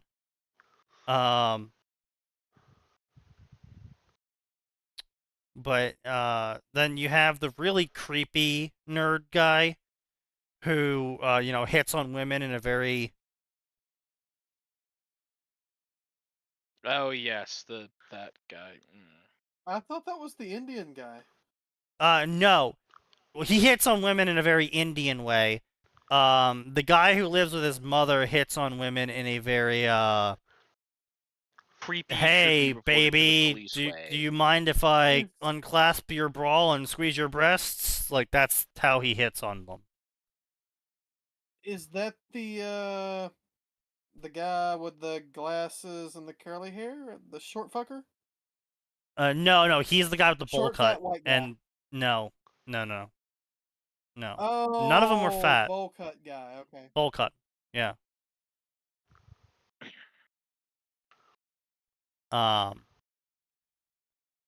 But yeah, so it was a very stereotypical nerd character show, and they told really...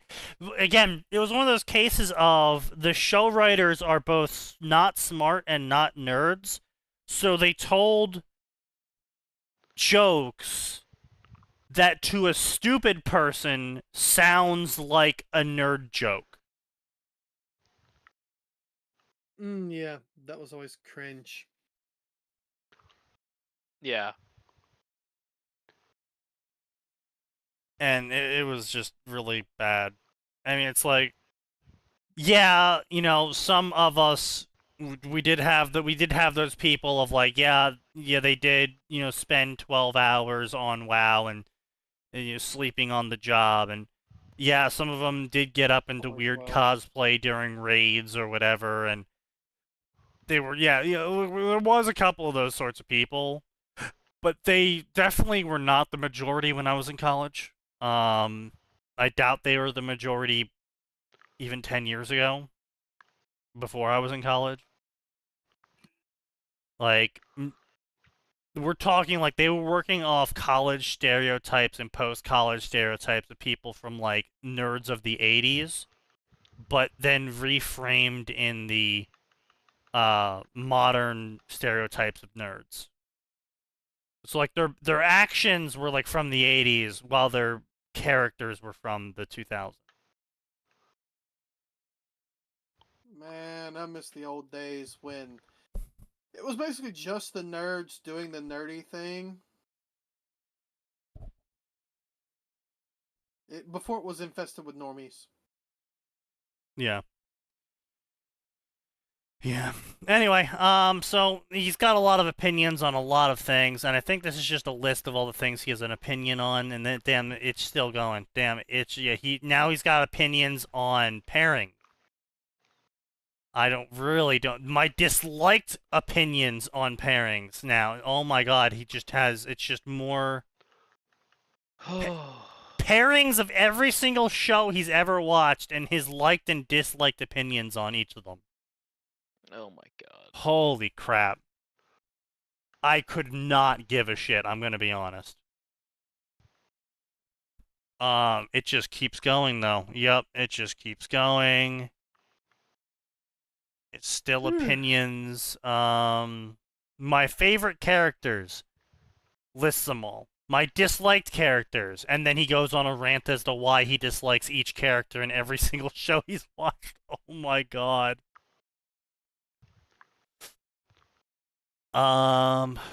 Okay. This is written in regards to my Arrowverse stories, which are part of the Dark War saga and writing a sequel to Crisis on Earth X. Rewatching the crossover, it seems like pure fan service, and frankly, I don't like the pairing in Arrowverse. Even if I would get aside Barry Iris and Oliver Felicity subplot, numerous things bugged me in the crossover, and I didn't like it. Shut up, author. The The Arrowverse crossover was has only ever potential. middling to begin with, but like, my God, man, it's Here not are the worth that much following time yet. issues I have with a crossover I wrote long ago. Oh my god. This dude has too many no. opinions. I feel like most people's opinions on an old story they wrote can be summed up as, man, I was a way worse writer at the time. Yeah. Yeah. Jesus But- Christ, he just keeps going. This is my disliked pairings. This is my liked pairings. Oh my god, he just keeps going. He's I writing did- multiple paragraph thesis statements for why I he did tell you doesn't like two characters. Yeah, I told you on Friday, Sneaky, it was just more descriptions and catalogs, and it is meticulously organized. Jesus Christ. It just keeps going. And that's it. When Okay, does so it end? actually, in the end, wait, no, he finishes off his author's profile with his opinion on crossover pairings. Oh my god. This is my opinion on Buffy times Dean. This is my opinion on Buffy times What? Sam. This is my opinion What? on Faith times Dean. This is my opinion on Faith times Sam. Oh my God. You Oh god. Who hurt this person? No, I think the answer you're looking for, Aura, is why haven't enough people hurt this person? Okay, fair. This man needs a bit of Irish hospitality. This man needs to get laid. No. No, Shut up. do not allow this person to be back in the gene pool. Don't let True. him breed. Gotcha. Yeah, no. The author is a total spurg. I mean, yes. Where's the write-up on the gay slash stuff individually listed? Yeah, that was earlier on Friday. Yeah. That was a whole thing on its own, buddy. Anyway, Star Wars again. Oh God. Well, now we'll reroll that. Come on, give us something funny. I swear to fucking God, Wheel! Wheel! Great, you get the Well, tail. you Yes. asked for something Was it funny. Ruby? It gave you something funny. Did it do it Was it you? again? Did it Yeah, give you Ruby? it gave us Ruby again. I think this Wheel is a Mother- crack addict for fucking Ruby. I think the wheel is toying with you. Yes, absolutely. Make it stop. Well, how is it weighted so You're gonna have to like go in and Yeah. adjust slice that is Ruby and just make it like 2% instead of. I don't know how to do that! Are you using Advanced, all maybe? the- Do you sure you want to switch to advanced mode? But you cannot paste in several entries at a time. Okay. Alright. Okay, so I can de-weight Ruby. Yeah, there you go. Ooh, great. Uh, Wheel. Is it is it back up? Hang on, I'm refreshing. Are we good now? Nope. Hang on. Did you finally get banned? There we go. 7%. Yeah, 7% my ass. True. Okay, well, it says you're live, but it's not sending me video feed for some reason. There we go. If we still get Yeah. Ruby at any point in the There we next go. I month, fixed Ruby. It's such You a fixed tiny it. slice now. If we get it at any point in the next 4 Oh. weeks, I have to be permanently in advanced mode. Okay. what? Okay. So the I mean, it's setting really doesn't not- stick it's if really you not- switch back to normal mode. It's really not that Yeah. big a deal to stay in advance, but that's Huzzah! It's so small. Yeah. okay, Sneaky. Time to test it. All right. that Is it, if it picks Ruby again. If it Nope. manages that, No! Did it? No. No. Okay. All right. We're You could good. feel. You could How hear close? I want to point out. Oh my god, it was so close. If you hadn't shrunk it, that would have been a Ruby. It would have been Ruby again. Amazing. This fucking wheel has it out for us. The wheel demands blood. The wheel demands blood. Holy crap. The tragedy of Team LLM. If this story isn't written by an AI, I swear to God. Halo, I start rewrite this story with help of AI. You follow my Team LLM adventures along with original canon to tragic ends, not to mention changes in story too. Okay, so you're rewriting your story in which your entire team dies by the end.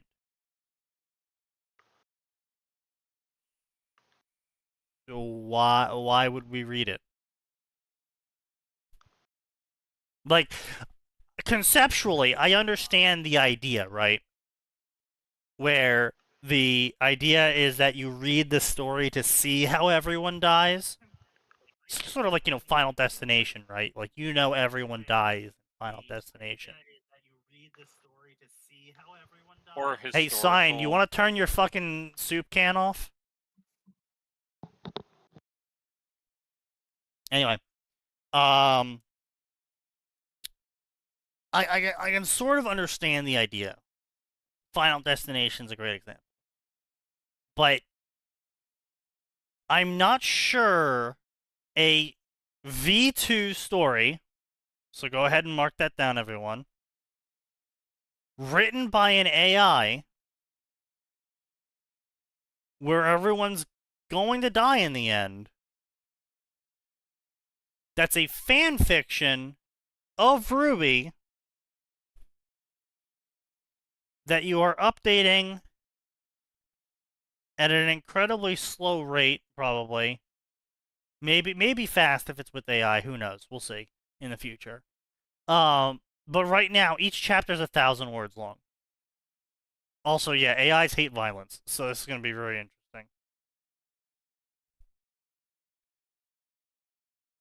How you gonna get the AI to murder everyone? You just ask Neuro to do it. True. All modern infrastructure is based on a project from some random person in Nebraska from 2003. True. Very, very. Let's see what else we got here. Okay. I guess we'll click on it and see how bad it is. All right. Clicking on it. We're clicking on it. We've clicked on it. Let's see. So, I don't have any of those. Don't have any of those.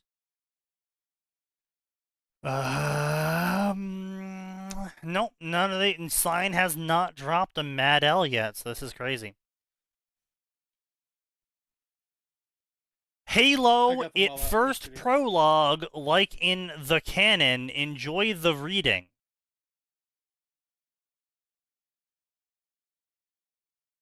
Red, white, black, and yellow prologue. The Red Knight, the White Hound. Her name's Linda Dawn. That has nothing to do with white. Lancelot Pendragon has nothing to do with red. Mandy Forrester. Oh, she's the Black Fox. Wow, you're still making black be the fucking faunus, are you? Oh, okay.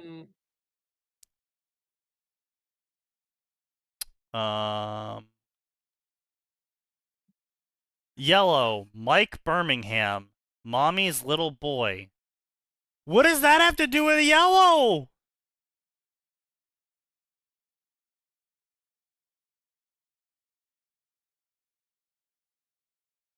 It's time for the first chapter. Enjoy the reading. Oh god, they're Pinoy. They're either Pinoy or European. They're using dashes for dialogue. That's Pinoy, isn't it? English is definitely not the author's first language. Yeah. Yeah. It's definitely not their second language either. Yeah. I'm gonna name my yellow OC Lemonade Pikachu. I believe you, Birdie. I Cursed. believe you. Extremely cursed. Yep. This is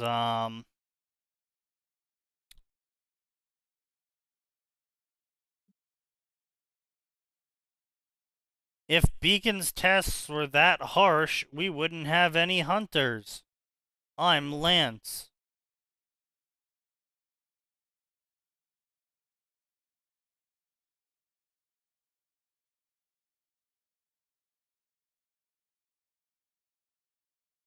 What's with all of the luggage? My mom wanted to make sure I had everything. I get it. We'll be here all year. Vale has everything you need. Mom doesn't trust big cities. Kept me in a bubble. Took forever to convince her to let me attend Beacon. The conversation halted as students rushed to the window to catch the blah blah blah. Among them, short girl, blah blah blah blah. Look, you can see signal from here, she exclaimed. Our old home isn't far away. Beacon's our home now, replied taller, muscled girl. Blah blah. Get out of here. As the girls fled, Mike's face turned green. I can't watch someone throw up or I'll be sick. And then he exploded in sickness too. Oh wow, that's so clever. They made the guy that's going to be replacing John in the main cast also be John. Wow, so creative. English, not as a first language, is fucking hard to read, just painful. I can read it, but just sucks to do so. Okay, so now here's the thing, right? I'm fine when English isn't someone's first language. I get it. And if it's like minor little issues, it's like, all right, whatever, English isn't your first language. Your sentence structure is going to be a little bit quirky sometimes, it's whatever. Where I cut it is just completely ignoring how English operates, period. Like, not using quotation marks. Oh, well, my language for you. I don't fucking care how your language does it. That's not how you do it in English. When you're writing English, you write in English. That's how it is. Unless you want me to start structuring my words in German like I do in English, which I'm sure you don't want me to do, shut the fuck up and write in English. Other languages have words in insane places. Yeah, exactly. True. I mean, Russian's very funny because it's French. True. No, I don't think the French. No, French aren't this bad. French have the stupid shit where they put spaces before their periods. He doesn't do that here, so he's probably either going to be German or Pinoy. Or Brazilian. I know Brazilians do the whole dash thing too. But no, it's local Pinoy. Huh? Ask the local Pinoy. Oh, he's not here. Well, maybe he is, unless he's probably lurking. At Infant, are you lurking? We have a AI story for you to snort. He's definitely lurking, just like I am. Now, don't get the man too excited now.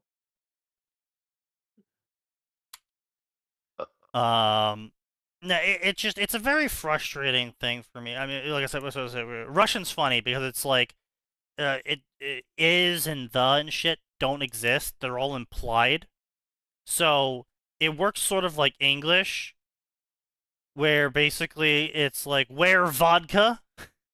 Instead of saying, where is the vodka? You're still you're still doing, where as the Verb? Question mark? Is that a verb? That's not a verb. That's an No. interrogative. Interrogative, yeah. Interrogative. And then vodka, noun. And then end of sentence.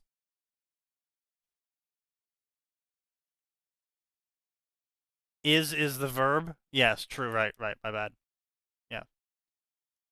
And don't you like you add it on in Russian? It's like you add on the verb-age to the word instead of it being a separate word. Like it changes the ending of the word or something. It's been so long since I've even bothered trying to remember Russian. It must have taken a lot of effort for Infant to overcome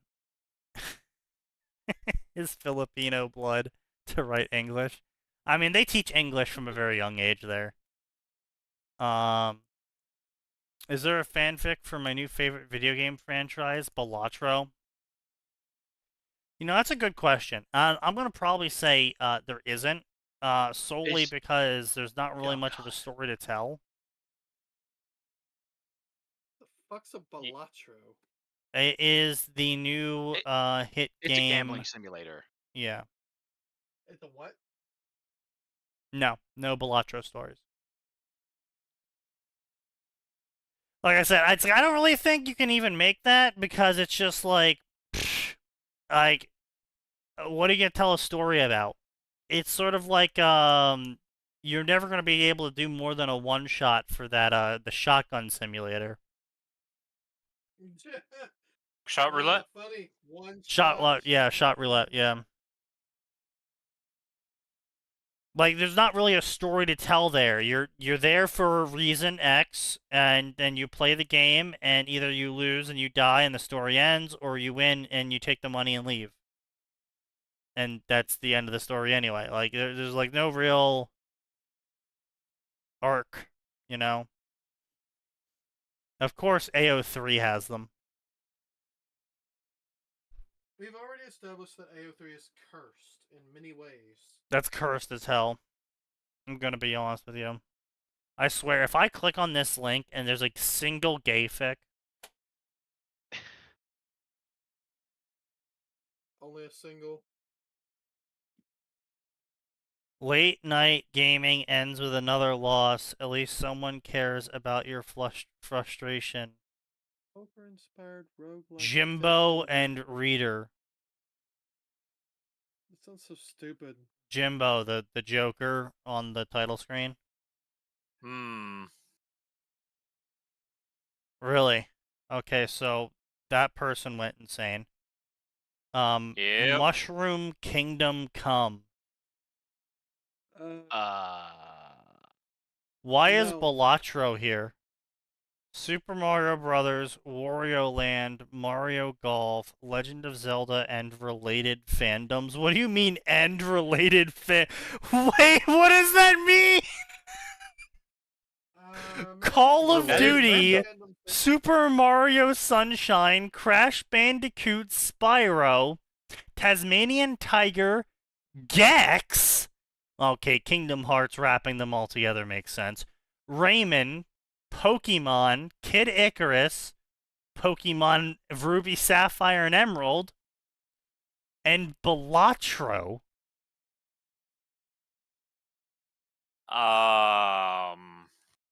Body horror, parasites, body modification, non-consensual body modification, Futanari, orgasm denial, corruption, military, government agencies, tropes, mutation, and tournaments. Please stop. Everything in the Mushroom Kingdom is all well and good, and a nice day of 18 holes of golf and a subpar detail identification sends Donkey Kong and Waluigi into Comex's laboratory where they uncover a spell book that lets them cast spells. Little do they know they can be put into a bigger project. Huh? You just said a lot of words that I hope you never say again. Pretty sure those None of words aren't these in the Bible. words belong in any sentence, let alone together. A Balatro vampire survivors story. What? What? What? There's no. Neither have stories. Olympus Company Balatro story. Fuck off. Fuck off.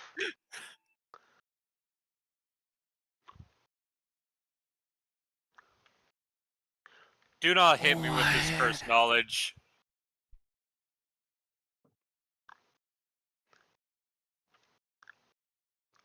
Blah blah blah, bunch of garbage. AKA Rhodia codes Balatro on the Limbus bus and uses everything that happened to the sinners as various jokers. Okay, first of all, Rhodia is not smart enough for that. Second of all, Autistic Faust. he's communist. Hey, communists can gamble. Communists actually love gambling. Yeah, Yes. with other people's lives. She's not True. smart enough because she's communist Fair. to do that. Autistic Faustism. Oh, great. I'm so glad the community has, cancerized. Gamblecore. Faust. What happened to my trap? God damn it. Fucked up in the crib playing the Balala. What? Excuse you? I'm sorry. Can we? I think some Yeah. people need to die. Yes. Sounds like you just gave Atin brain cancer. The House and the Heart. Jimbo times Reader. Mr. Bones's Wild Ride. Alcoholism. Substance abuse. They play Balatro in the Balatro fic. Gender-neutral reader who wears lipstick. Hmm.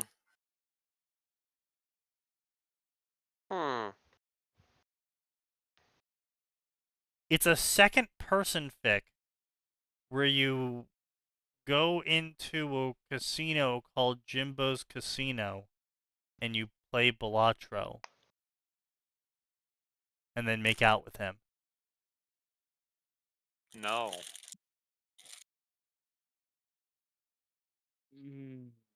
You've said a lot of Why? words that I don't want you to say again.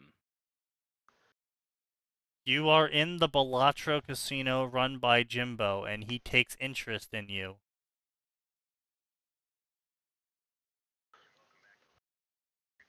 I don't think I want him taking interest in me. Unknown substances. Balatro jokers are slaves. Implied sexual content. The most insane thing I've ever written. Okay. Why?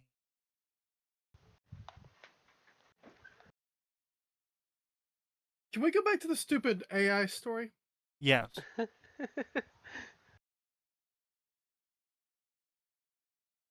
Fuck, And there is never, one gay fic. ever- Bro, they're all gay fics. Like, never ever do another story. Barb suggests. Now this is quality content? No. No, not even slightly. Anyway, so this is going to be the first chapter. We'll read the first chapter here. Alright, so blatantly ripping off the Ruby opening. Figure in gold and red armor, drawing the attention of every grim that lurked in the shadows, creatures that were hungry for human emotion. Alright, so you also don't understand Ruby. Okay? So we're off to a great start of either the author spawning into a massive Ruby AU or just not knowing the fandom they're writing for. Author knows Great start. nothing. The knight cut an imposing figure, did he now? He wore battle boots with blue jeans. red knee guards and a groin guard in gold, a black belt with a holster with a high caliber handgun in it.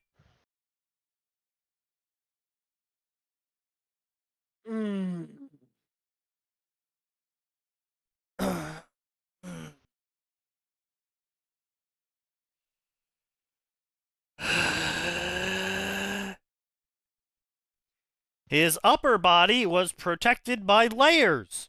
A red t-shirt with a black hoodie. Beneath red and gold armor plates covering his chest and shoulders. So, no gambeson, no chainmail, just raw dogging some plates over your hoodie. Yeah, that'll work well. Okay. Dinner's almost done. Damn, Birdie. You're eating dinner early. Red and gold gauntlets protected his hands, while a cone-shaped helmet of matching colors featuring a T-shaped visor completed his ensemble. It's 8 p.m. though? Wait, since when did you move all the way over here? I thought you were in Alaska. Birdie, you gotta tell us these things.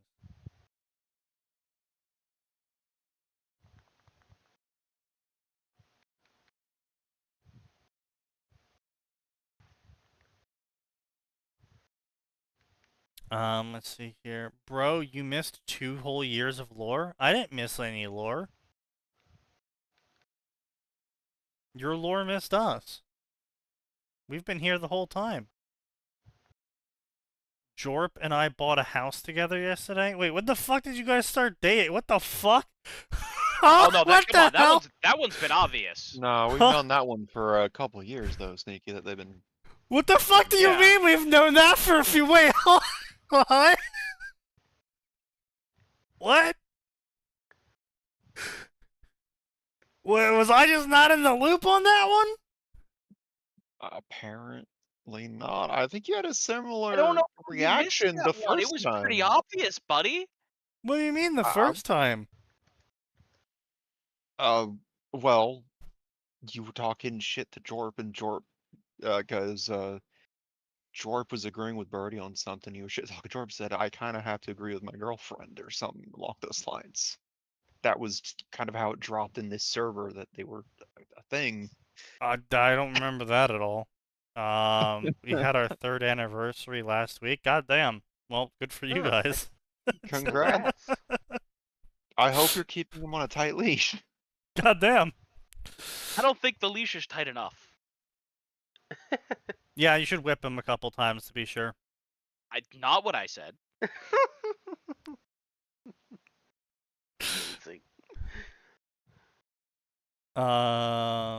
Damn, that's some crazy lore changes. Well, damn. Well, All gotta right. update the wiki now. Yeah, I gotta update the wiki. You know what's crazy? If this was 10 years ago, we would have a wiki. And who the fuck would be updating it? Probably Birdie. You know who would be forced to update it. You. No, Max, obviously. Well, no, actually, you know what? My bad. I said 10 years ago. What I really meant was 15 years ago. The fact that Sign thinks anyone in this group has any amount of power of the other is hilarious. Bro has not been paying attention. Power, not no. anymore. I'd say you'd be doing it to keep Sneaky from screwing something up. Oh no, Sneaky to be too lazy. Yeah, no, I'm way too lazy, man. I've never been the one that did that shit. Isn't Isley in charge of that sort of thing? That's you know what? You're right. I'm gonna ping the archive roll. That archivist has been AWOL for a while now. You fuckers. Where is the wiki? It's getting hard to keep track of all the lore.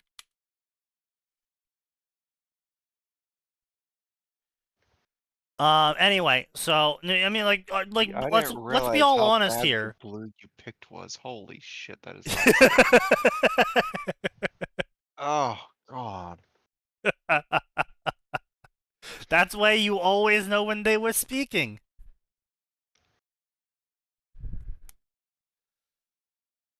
But no, like, no, come on, let's be honest here. 2010, absolutely there'd be some fucking little fandom wiki set up.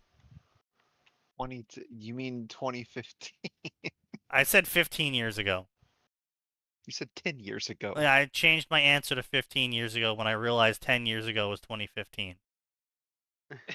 Hmm. Uh-huh. Because that died in like 2012ish. But I mean, it was kind of dying in 2010. But I mean, like that shit was still going on in 2010, where everyone and their mother was making their own little personal wiki for their stories and shit. Oh, this is the two best friends wiki. This is the Markiplier wiki. Yeah. This is the like that. That's all old era shit, Yeah. That's a good point. Mount the TV above the fireplace. If that's a fireplace they plan Mm. on using, no, don't do that. Yeah. I mean, what they should do is they should replace the fireplace with. I mean, they shouldn't replace it, but they should build a rocket furnace into it instead. The What, you master mean one of bedroom the was gas turned into ones? No, a rocket furnace is a wood fireplace that uses double burn to burn off the creosote. For basically a 100% burn rate on all the fuel you put in. And it gets really hot and basically warms up the whole house with like 3 logs. Huh. Yeah, because basically what it is it has the hot air exit out of the furnace into this back section of the furnace, which is where the heat radiates off of to warm up the whole house. And then as it's cooling from that, it's going down, but it's going down against the exhaust pipe. So as it cools down and it's sinking, it's heating up everything in the exhaust pipe, but the cold air's in the exhaust pipe, so it's creating both a vacuum effect and a double burn effect, because as that heat transfer is occurring, the exhaust pipe is also then cooking. Yeah, it's little to no smoke as Okay. well. Yeah. It's actually pretty Sounds cool. one of those very efficient systems. Yeah, it's super efficient. You actually can do it entirely made of mud if you really wanted to, but well, mud and a single piece of metal piping. But yeah, no, it's pretty crazy. You don't need complicated materials to make it work, but complicated materials make it last longer.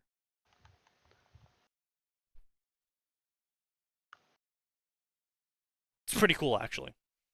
YouTube decided to like throw 19 videos of it at me, so I watched them all because I do that. Huh. I think that shit's cool. We got similar setup in our fire pit, a very clean burn. Nice. See, I like the wood smoke for fire pits. The point of a fire pit to me outside is to not provide warmth, but rather blanket the whole area in smoke.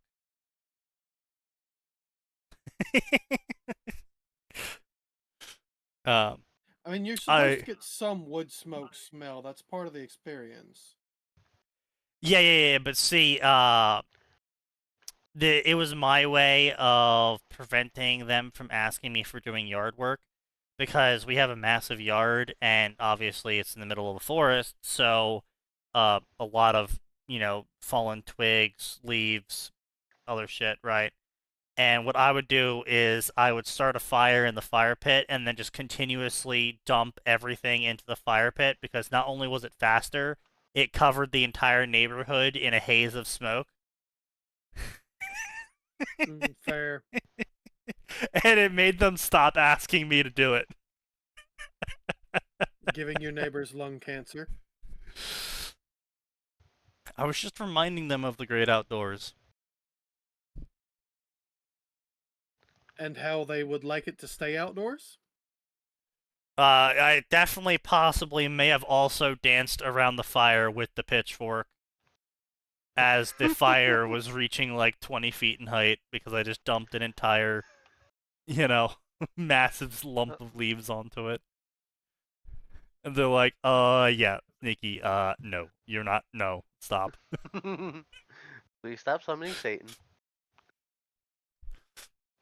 Less Satan and more don't cause a fucking forest fire.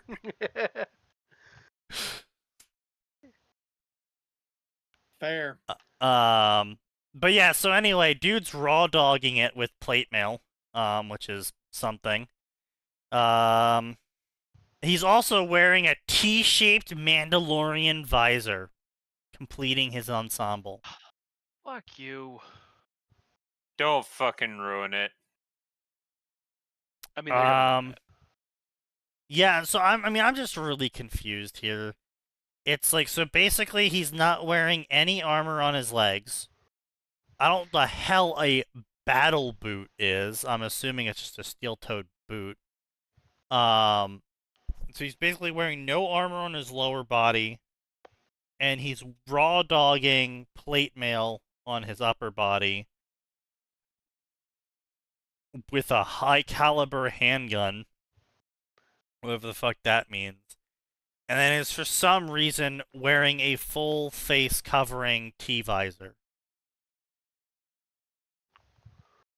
Sure. Which really was only useful if you had the protection of a full-on night, because the vision restrictions on that was not severe, but significant enough. Yeah. A rhombus metal shield. Rhombus, eh? What? Rhombus. Why? Or did he spell it rhombus? Rhombus. Painted red with golden pawn emblem. What? Attached to his left arm. Oh look, Taco Bell ad. Wait, so it's a buckler?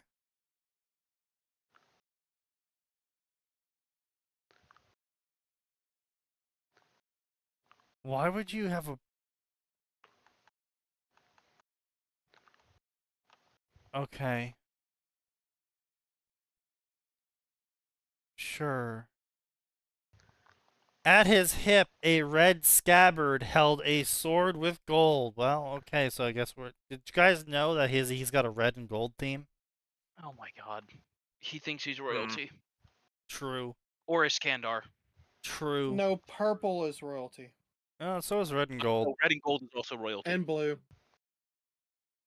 Many Sinister colors growls echoed Listen, there's a lot through of the people dark who've done it over the trees. years. Yeah. Sinister getting- growls echoed through the dark trees, followed by the appearance of numerous red eyes glowing in the darkness. Within seconds, a pack of beowulfs surrounded the Red Knight, but he didn't show any fear. He raised his shield and assumed a defensive stance, and drew his masterfully crafted short sword, a steel blade gleaming as he pointed it at the grim wolves. The first beast charged. The knight, surprising the entire pack, sidestepped it and one-shot the beast.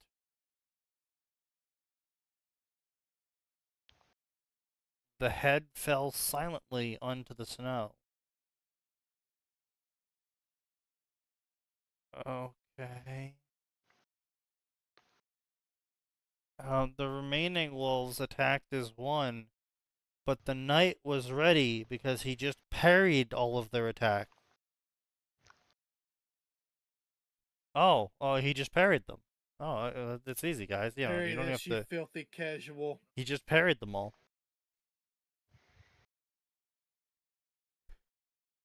His shield wasn't just offensive, it also crushed skulls while his sword separated limbs and heads. Okay. Yes, a proper shield will do that. Yeah, I mean, sure. He held his own against the grim horde until one lucky strike knocked the sword from his grip and another blow sent him sprawling.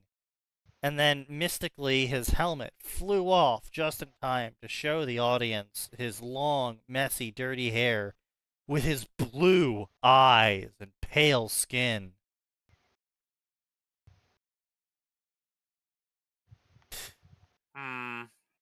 Though his aura and helmet had protected him from serious injury, he was now vulnerable. He searched frantically for his sword, but the Grim left him no time. Raising his shield, he took a step back, a sign of weakness that energized the creatures like blood in the water. The fear is what energized them. They don't need to eat. A sign of weakness means nothing beyond an opening to attack you with. They would attack you anyway, because they're Grim. So instead, he drew his high caliber gun out and attached it to his shield's firing position. I'm sorry. What? Yeah, he drew his high caliber gun out and attached it to the shield's firing position. And bang, bang, bang, and each shot was a headshot, and then the chamber ran empty.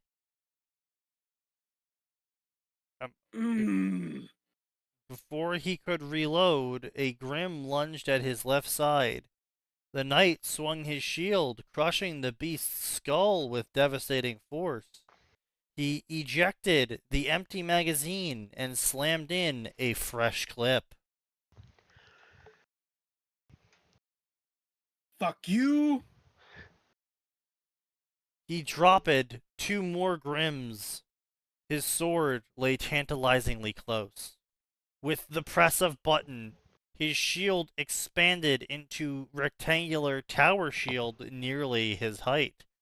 Summoning his strength, he charged the Grim Horde. Another button press extended spikes from the shield's front. That makes no fucking sense! Bruh.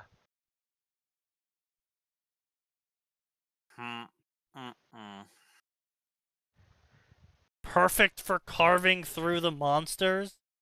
What do you mean? There's spikes!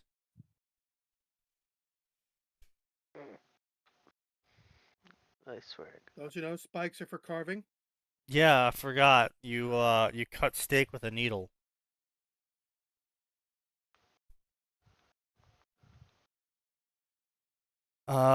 He broke through the Grim, snatched up his sword, and in one fluid spin cleaved another beast in 2. And the horde was thinning, but the knight showed no mercy. His sword transformed into a lance at the touch of a button. Huh? I think he's stupid. On foot? You don't What is this, use fucking that. Monster Hunter? He wishes. He wishes.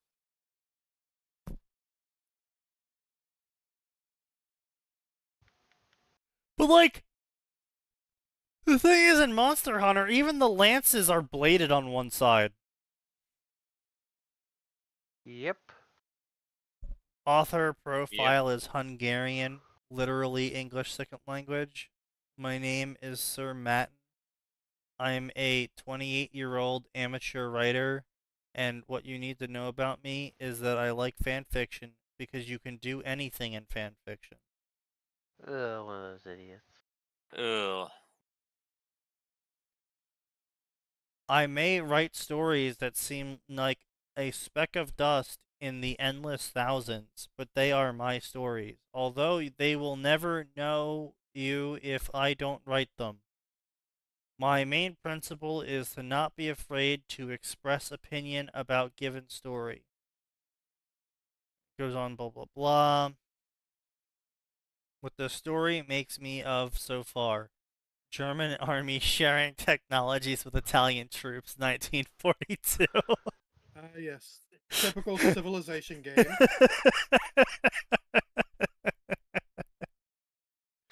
Yes, I too remember when the Roman legions fought side by side with the Wehrmacht.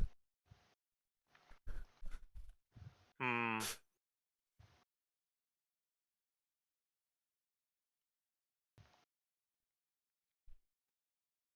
Oh, God.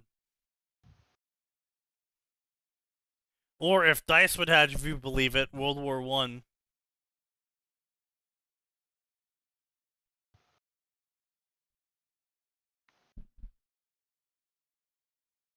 Oh, Dice. In one smooth motion, he drew his high-caliber gun and attached it to the shield's built-in firing position. Yeah. Well, Yeah, I guess it does describe the picture above.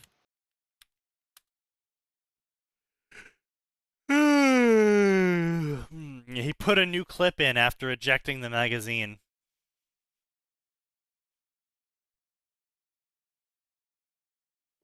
I guess all the fucking bullets fell out.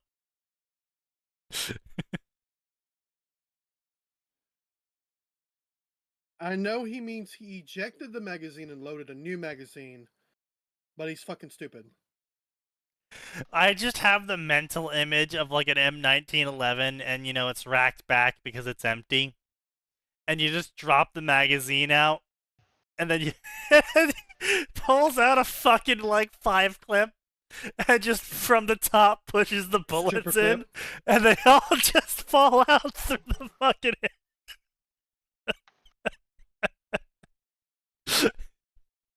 Wasn't there one rifle expressly made to load either from the bottom from a magazine or from the top from a stripper clip? Yes. It was a Russian or a German rifle, I forget. I forget which one it is. The Mosin?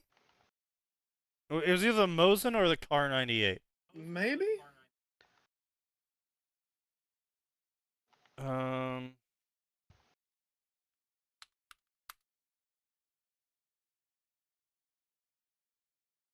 No. No, it doesn't have the bottom.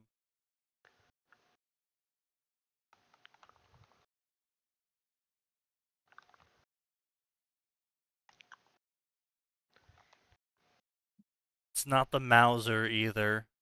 T-48? Later, y'all, I have readings due. Bruh.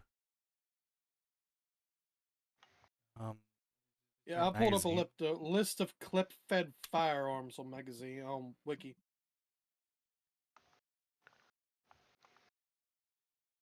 Okay, the C96 could do it. The C90. Oh yeah, the Czech. Is that that's the Czech one, right? No, that's the Mauser C96. It's the. Oh, the broom handle. Yeah. Oh, the broom handle.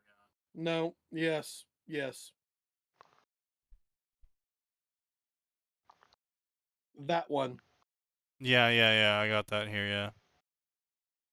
Steyr M1912. Okay, the Mosin also could, yes. And the So I was right. It 98. was the Mosin. And the Carabiner 98K and the Springfield, okay. And the Enfield. And the Carcano and the Mannlicher. The K98 couldn't. I already checked that one. That one definitely couldn't. Yeah, that's the Carabiner 98,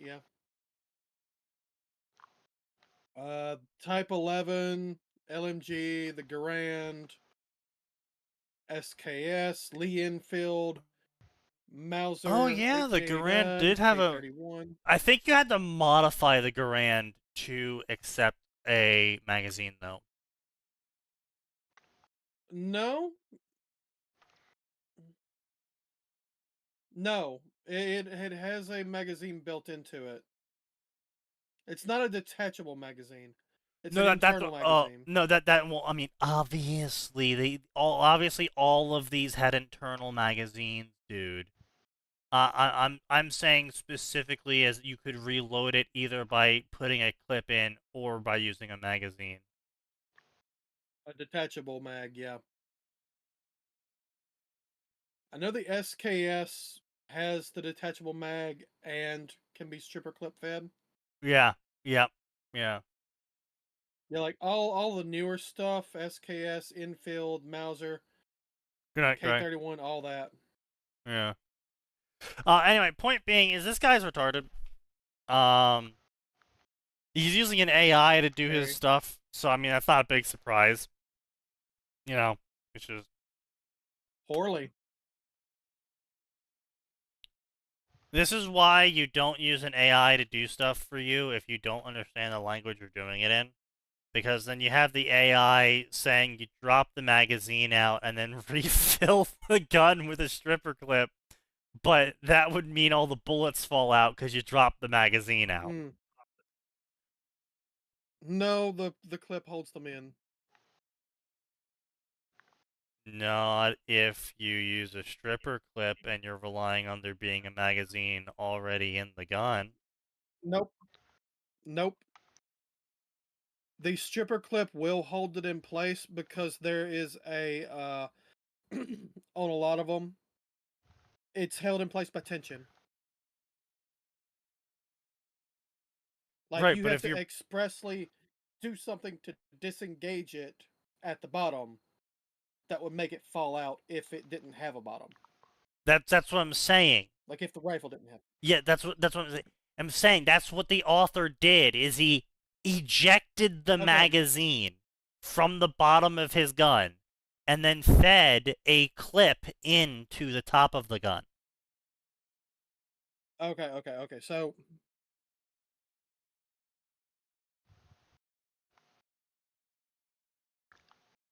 there's no magazine well.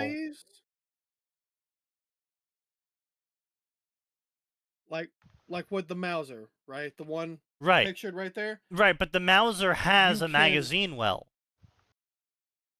No, the Mauser has a magazine well, yes, but that well is empty on the bottom because it's supposed to slot in an actual magazine.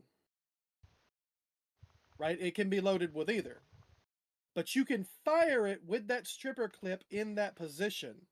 No, you can't. The bullets won't hammer. Fall out. No, it's blocking the hammer. No, you push those bullets in. The hammer's right there, dude. No, it's blocking the hammer.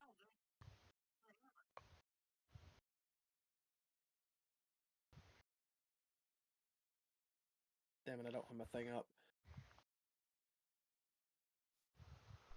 Alright, which part are you calling the hammer? The part that hammers the firing pin. Hang on.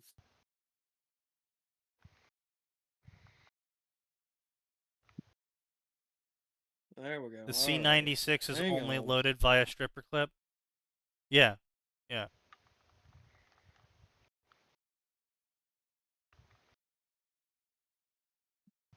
Yeah, it doesn't have a magazine. It doesn't have a detachable magazine. Again, I'm pretty sure, much like the Garand, you can modify one to have a detachable magazine. But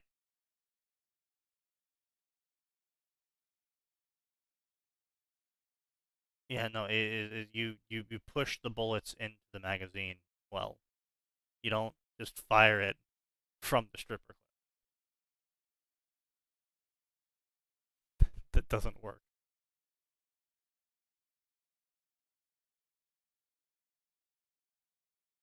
Have to defile the beautiful form to get to there, though? Yeah. Yeah, and what do you think that hits, dipshit? The firing pin. The firing pin that's right above it. That's blocked because the stripper clip is there.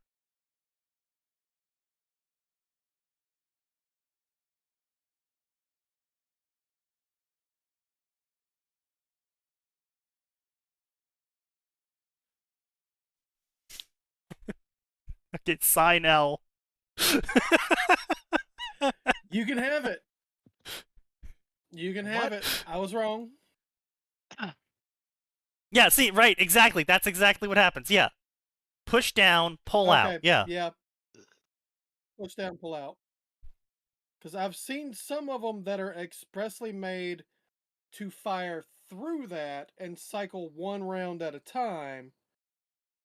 No, you're thinking of the old, what you're thinking of is the old hybrid, clip magazine. Where you clip on a new magazine and basically it was just it was an Feed external, through. yeah. Like they were Yeah. not quite at the magazine stage yet, but they basically were clips that you clipped onto the gun. Yeah, that's what I'm thinking of. It would load directly from the clip and then eject from like the side or the top, I forget fucking where. Usually the bottom. Because the ammo's usually coming from the top due to, I don't you think know, it the ejected from the gravity bottom. thing. I believe the British had a sideways clip gun. Was it the Sten or something like that? Yeah, the Sten. Oh yeah. It was the sideways clip. It was that machine gun, or submachine gun. Submachine gun, yeah. Shit. The Sten. Was it the Sten? Yes. It might have been the Sten. Bro, It was my definitely the autism for Sten. World War II guns is greater than yours. Just accept it. I played too many hours Fair. of Medal of Honor and Call of Duty. Well, to be fair, the video games do not always get that accurate. No, Unless they have didn't. a gun nerd on the. But the on the original staff. Medal of Honor games did. So.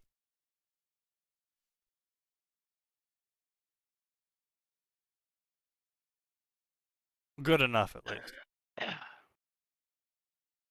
My friend has been reading Immortal Hulk, and there's a villain whose fighting style is weaponized fentanyl.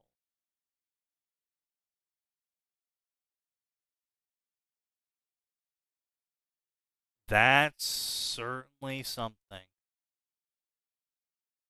Which turns somebody to dust, I guess.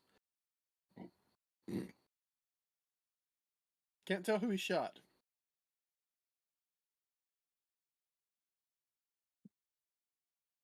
Kind of dumb though.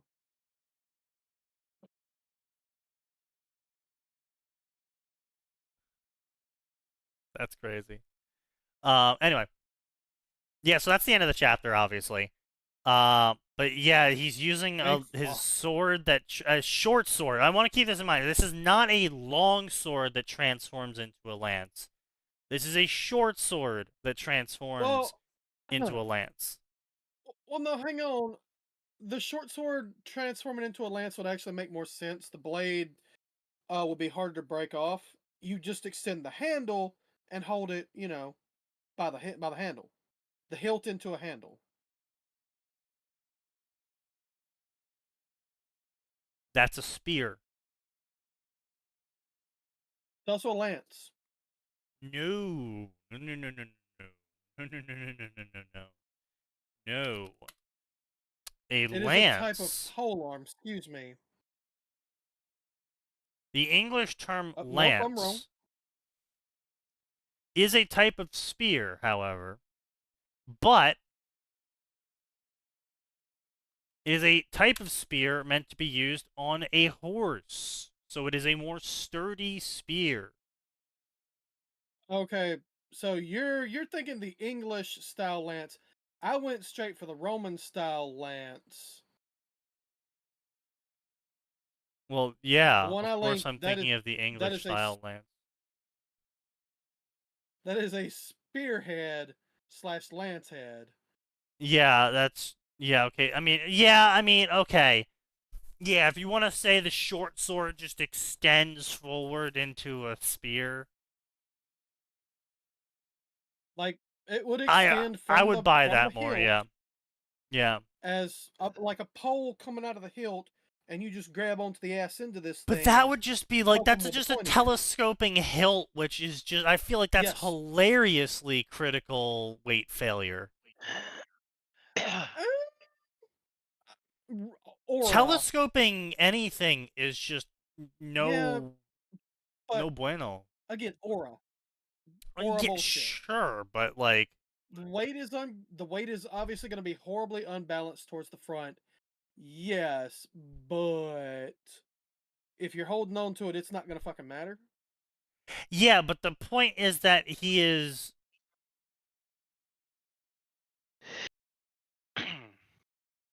But the point is that he's using this lance with his shield. Yes. So he's one-handing it. Yes, that is how you do a lance. Is he poking them or is he slashing them? The 'Cause if horde you're was poking 'em, thinning, it's not his gonna fucking sword matter. transformed into a lance. He was poking them. Yeah, if you're poking them, it's not going to matter. It's fine. If you go I to guess, yeah, slash that's them, true, then yeah. you have a problem. And then he proceeded to immediately start slashing them. Okay, now the author's just retarded. And then he drew his pistol and shot 2 more. Converting the lance back into a sword, he made short work of all of the remaining creatures. I don't know. Retrieved the shield and made temporary repairs to the straps. What the fuck is a temporary repair? If he ripped the duct leather taped it. straps. Yeah, I It's guess okay, duct bro. He tape. stapled it. Yeah. I don't know, like, this is just like such a fucking bad combat scene. Here you go. This is the This kind of is lance so you ass. need for fucking True. dealing with that. Best lance, yeah. True. Yes. Oh no, fucking where was that picture that Lou posted? That was actually like god tier. Where'd you see it? It was in Sign server, where I was just like, holy shit, Lou predicting me. Because it was like everything I wanted. It was literally, the dude was like wielding a saw from an ammo pack on his back, and he was in Oh my god. heavy ballistic armor. Let me go through what he posted.